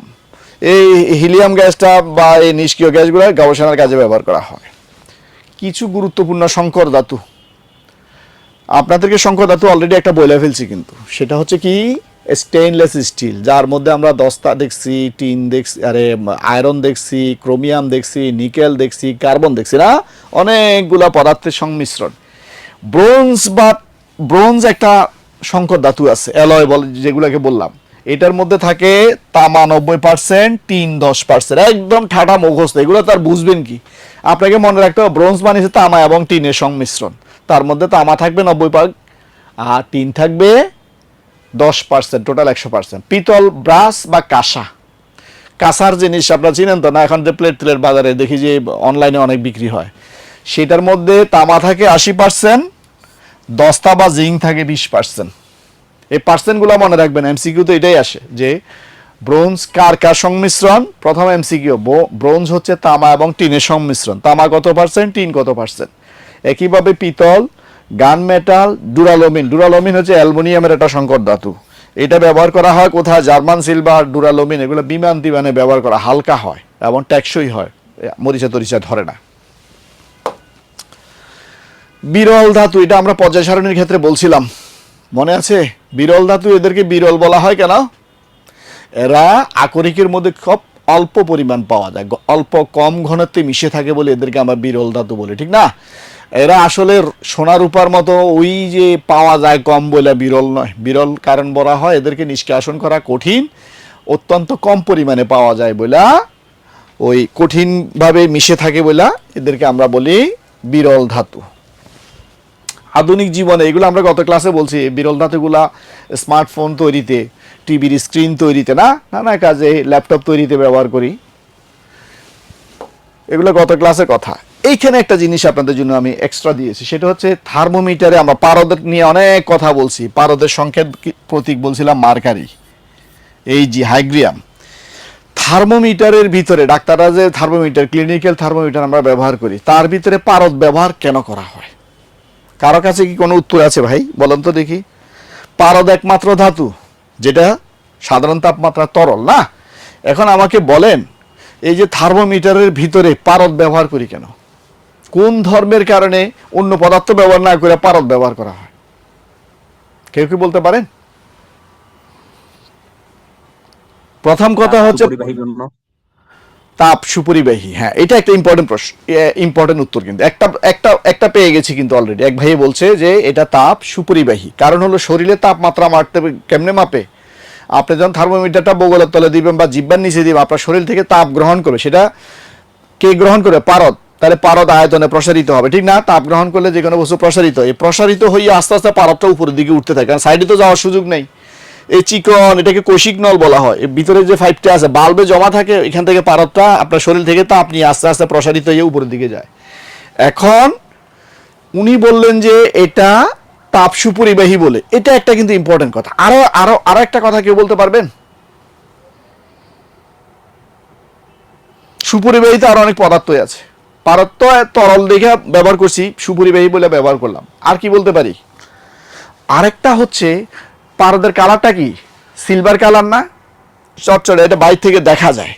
এখান থেকে আপনার কাচের ভিতর দিয়ে যখন এটা আসা যাওয়া করবে, আপনার যদি থার্মোমিটারের ভিতরে এটা স্কেলটা যে পারদটা যে উঠতেছে নামতেছে না দেখলে আপনি তাপমাত্রা রিড করবেন কিভাবে? তাহলে এটা একটা ব্যাপার। আরেকটা ইম্পর্টেন্ট ব্যাপার হলো, পারদের পৃষ্ঠটান অনেক বেশি। এটা কিন্তু কাচের গায়ে লাগে না, বুঝছেন? আপনি যদি পারদের এখানে রাখতেন, এই টেবিলের উপর রাখতেন বা কিছুর উপর রাখবেন, আমার হাতের তালুতে রাখছে, হাতের তালুতে কিন্তু লাগবে না পারদটা। কারণটা কি? পারদটা গোল হয়ে থাকে এবং এটার পৃষ্ঠটান অনেক বেশি। সে কারণে যে পাত্রের গায়ে যে আধারে রাখা হয়, সে আধারের গায়ে লাগে না। তাহলে আপনি কাঁচ নলের মধ্যে পারদটা যদি লেগে যেত, তাহলে কিন্তু সহজে উঠানামা করতো না, গায়ে লেপটে থাকতো। এটা তাহলে তার আরেকটা সুবিধা। আরেকটা সুবিধা আছে যেটা এখনো ওই ভাই একটু করে বলছে, সেটা হলো, বলছে সুপরিবাহী। কোন ধরনের সুপরিবাহী? সেটা হচ্ছে সুষমভাবে তাপটা এই সব তরলের মধ্যে একসাথে মিশে যায়। ধরেন এই প্রান্ত গরম, এই তরল গরম হয়েছে, এটা ঠান্ডা হয়ে গেল, সংকুচিত হয়ে গেছে, এরকম না ব্যাপারটা। সুষমভাবে তাপটা তরলের সব জায়গায় সর্বত্র ছড়িয়ে পড়ে বললে এটা হচ্ছে সুষম তাপ সুপরিবাহী। তাহলে অনেকগুলা কথা বললাম, স্বচ্ছ, সিলভার কালার, ধাতু, তরল, পাত্রে গায়ে লেগে থাকে না, সেই কারণে আমরা থার্মোমিটারের মধ্যে পারদ ব্যবহার করি। এটাকে পারদ থার্মোমিটার বলি আমরা। থার্মোমিটার আমরা যারা সায়েন্সে পড়ছি, থার্মোমিটার আরো নানা ক্লাসিফিকেশন আছে। কিছু আছে লাল, ভিতরে দেখবেন অনেক লম্বা লম্বা, সেগুলাতে অ্যালকোহল ব্যবহার করা হয়, পারদ। আর এই অ্যালকোহল বুঝেন তো, ইথানল, মিথানল, ওগুলা ব্যবহার করা, সেটার কালারটা আবার লালচে কালার হয়, যাতে কাচের ভিতর দিয়ে দেখা যায়। যাই হোক, এটা প্রসঙ্গটা আনছি এখানে। থার্মোমিটারের আরো অনেক প্রশ্ন আছে পরীক্ষাতে, যেটা আমরা অন্য অধ্যায়ে যখন তাপ পড়াবো তখন আমরা বলবো thermometer Celsius scale, Fahrenheit scale, Kelvin scale, Rankine scale, Romer scale. আমাদের শরীরে স্বাভাবিক তাপমাত্রা কত জানেন নাকি? কেউ বলতে পারেন? 98.4 ডিগ্রি ফারেনহাইট, যেটা 36.8 মতো ডিগ্রি সেলসিয়াসে হয়। ডিগ্রি সেলসিয়াসে 36.8 আর ফারেনহাইটে 98.4। এক মায় নাকি সন্তানের জ্বর দেখে ডাক্তাররা ফোন করছে, ডাক্তার সাহেব তাড়াতাড়ি আসেন, তাড়াতাড়ি আসেন, আমার ছেলের জ্বর। জ্বর দেখছেন? হ্যাঁ মেপে দেখছি 104°C। তো ডাক্তার হাসতেছে, যে 104°C হলে তো আমারে খবর দিয়ে লাভ নাই, ফায়ার সার্ভিসে খবর দেন। কারণ 98.4 হলে সেটা ফারেনহাইটে, সেটা সেলসিয়াসে বললে মাত্র 36.8। আর মায় বলছে কত, 102°C। 100°তে পানি ফোটে, তাহলে 102° মানে কত গরম চিন্তা করছেন? তাহলে সে পুরে কয়লা হয়ে যাওয়ার কথা, তার আগে তার গায়ে থেকে ধোঁয়া বাইরে হওয়ার কথা। তাহলে মায় ভুলে ফারেনহাইটকে সেলসিয়াস বলে ফেলছে আর কি। তো এগুলো আমরা অন্য লেকচারে আছে আমাদের। ক্লাস কবে থেকে শুরু হবে? কোন ভাই এটা প্রশ্ন করলেন বুঝলাম না। আচ্ছা, নেক্সটে আর কিছু আছে কিনা দেখি। হ্যাঁ, অধাতু। এবার আসেন, আমার এই লেকচারের আরেকটা অংশ ছিল অধাতু। ধাতু নিয়ে আমরা অনেক বিস্তারিত কথা বলছি। ধাতুর সংজ্ঞা যখন বলছি তার উল্টা কথাটা বলছিলাম, মনে আছে? যে ইলেকট্রন দান করলে ধনাত্মক আয়নে পরিণত হয় সেটা ধাতু, আর ইলেকট্রন গ্রহণ করলে ঋণাত্মক আয়নে পরিণত হয় তাকে বলা হয় অধাতু। সহজ, এই কথাটাই এখন আপনাদেরকে বলছি। দেখেন, ইলেকট্রন গ্রহণ করে ঋণাত্মক আয়নে পরিণত, যেটাকে অ্যানায়ন বলা হয়। অ্যানায়ন বলছিলাম না? কার দিকে যাবে? অ্যানোডের দিকে যাবে। অ্যানোড মানে কি? ধনাত্মক, কিন্তু যাবে কে? ঋণাত্মক। এই জন্য অ্যানায়ন মানে ঋণাত্মক আয়ন, আর ক্যাটায়ন মানে ধনাত্মক আয়ন। এই কথাটা পেছ লাগাবেন না কিন্তু। এদের কিছু বৈশিষ্ট্য দিয়ে দিছি। ওই ধাতুর বৈশিষ্ট্যগুলো যেমন আছে, অধাতুরও কিছু বৈশিষ্ট্য আছে। যেমন এরা ধাতুর মতো চকচক করে না, ঝনঝনা আওয়াজ করে না, মলিন বা নিষ্প্রভ হয়, আঘাতে ভেঙে যায়, ধাতুর মতো পেটানো যায় না, তাপ ও বিদ্যুৎ খারাপ পরিবাহী মানে অপরিবাহী বা কুপরিবাহী, কিন্তু ধাতুর মতো সুপরিবাহী না। তাপ এবং বিদ্যুৎ সহজে অধাতুর ভিতর দিয়ে যেতে পারে না। কারণটা কি? তারা তো ইলেকট্রন গ্রহণ করে, ইলেকট্রন দান করতে পারে না। যারা দান করতে পারে তারা সুপরিবাহী। ঘনত্ব কম, গলনাঙ্ক স্ফুটনাঙ্ক ধাতুর তুলনায় কম। ধাতুর কিন্তু গলনাঙ্ক স্ফুটনাঙ্ক বেশি না? যেমন সোডিয়ামের গলনাঙ্ক কত জানেন? 800-র মতো, 800°, 825° সম্ভবত সেলসিয়াস। তাহলে অনেক বেশি। আয়রনের আরও বেশি, কারণ তাদের মধ্যে আন্তঃআণবিক বল বেশি। কিন্তু অধাতুগুলা ধাতুর তুলনায় গলনাঙ্ক স্ফুটনাঙ্ক অনেক কম। That's final. আপনাদের সাথে প্রায় 1.5 ঘন্টা কথা বললাম ভাই। ধাতু এবং অধাতু নিয়ে যত টুকটাক জিনিস আছে আলোচনা করার চেষ্টা করেছি। আশা করছি আপনারা মন দিয়ে শুনছেন। এবং এই আমাদের ক্যারিয়ার এডে আমার নাম্বার দেওয়া আছে। কোনো ধরনের কনফিউশন হলে, কোনো ধরনের প্রশ্ন এড়াই হলে, কোনো কিছু না বুঝলে ইউ আর প্লিজ ওয়েলকাম। যে কোনো সময় আমার সাথে ফোন করে ওদের থেকে নাম্বার নিয়ে যোগাযোগ করতে পারবেন, ঠিক আছে? আজকের এই পর্যন্ত যতটুকু আপনাদেরকে পড়ালাম অ্যাজ এ ফিজিসিস্ট, একজন ফিজিক্সের প্রফেসর হিসাবে, বলেন তো দেখি কোনো কিছু আপনাদের ঝাপসা আছে, বুঝেন নাই, এমন কিছু আছে? থাকলে আমাকে প্লিজ বলেন, আমরা শেষ করে দেব এরপরে। আছে কোনো ভাইয়ের প্রশ্ন? মর্জিনা আপা বলেন তো দেখি, কোনো প্রশ্ন আছে? শুনতে পাচ্ছেন? আমি দেখছি মর্জিনা আপা আছেন, রেবেকা ইসলাম, ইমতিয়াজ ভাই, আর অনেকে আছেন হিডেন। বার্তুল ইসলাম ভাই, সে 98.4 ফারেনহাইট এটা উত্তর দিয়েছে। Thank you. বার্তুল ভাই বলছে আমার কোনো কোশ্চেন নাই, মানে হি ইজ ওভার স্যাটিসফাইড। ইনশাল্লাহ ভাই, পড়তে থাকেন, লেগে থাকেন। বিসিএস না হোক, বড় করে স্বপ্ন দেখি আমরা। যেমন আমি ফরেন ক্যাডার ফার্স্ট চয়েস দিয়েছিলাম না, শিক্ষা ক্যাডারে হয়েছে। অবশ্য আমার ভুলের কারণে শিক্ষা ক্যাডারে হয়েছে, অ্যাডমিন ক্যাডারে হতো। আমি চয়েস দিয়েছিলাম উল্টাপাল্টা। আমরা যে ক্রনোলজিগুলো সাজাই বিসিএস পরীক্ষায়, আমার এক বন্ধু আতেল, সে আমারও বললো যে আরে শিক্ষা ক্যাডার দিয়ে দে আগে, ফার্স্ট চয়েস দিলে এটা পাইতে সহজ, না হলে ও যেগুলাতে কম্পিটিশন বেশি এগুলো দিলে কোনোটাই পাবি না। এটা একটা ফাও কথাবার্তা। অ্যাকর্ডিং টু দ্য ম্যারিট, আমি যদি ফার্স্ট চয়েস ক্যাডার শিক্ষা ক্যাডার দিই, তাহলে আমি মার্কে প্রশাসন ক্যাডারে মার্কস পাইলেও আমাকে কিন্তু ফার্স্ট চয়েসে দিয়ে দিবে, কারণ আমার ফার্স্ট চয়েস শিক্ষা ক্যাডার। তো যাই হোক, চাকরি যেখানেই করি আপনাদের দোয়ায় ক্যাডার হয়েছি, পিএইচডি করেছি, ইনশাল্লাহ সাকসেসফুলি প্রায় কর্মজীবন শেষও করেছি। তো আপনাদেরকে ওয়েলকাম। আসেন, প্রস্তুতি নেন ভালো করে। কম্পিটিটিভ পরীক্ষা কয়দিন আগে তো 50তম রিটেন পরীক্ষা হলো না, এই যে গত সপ্তাহে শেষ হয়েছে, আমার কলেজে সেন্টার ছিল। তো দেখলাম এখনকার প্রশ্নের স্ট্যান্ডার্ড, রিটেন কোশ্চেনগুলো যে হয়েছে, আপনাকে একদম কারেন্টের সাথে থাকতে হবে, বর্তমান নলেজের সাথে থাকতে হবে, সবসময় পড়ালেখার মধ্যে থাকতে হবে, আর লেখার প্র্যাকটিস করবেন। ফ্রি হ্যান্ড রাইটিং এক্সারসাইজ ছাড়া বিসিএস হওয়া কঠিন। আপনার পৃষ্ঠার পর পৃষ্ঠা আপনাকে হাতে লিখতে জানতে হবে, মানে ধারাবাহিকভাবে তথ্য মাথায় থাকবে, লেখার প্র্যাকটিস করবেন, তাহলে আপনার বিসিএস কেউ ঠেকাইতে পারবে না ইনশাল্লাহ। তো সবাই ভালো থাকবেন, আগামী ক্লাসে অন্য কিছু নিয়ে আপনাদের সাথে আলাপ হবে, সে পর্যন্ত সবাই ভালো থাকবেন, আমার জন্য দোয়া করবেন, আপনাদের জন্য দোয়া করি। আসসালামু আলাইকুম।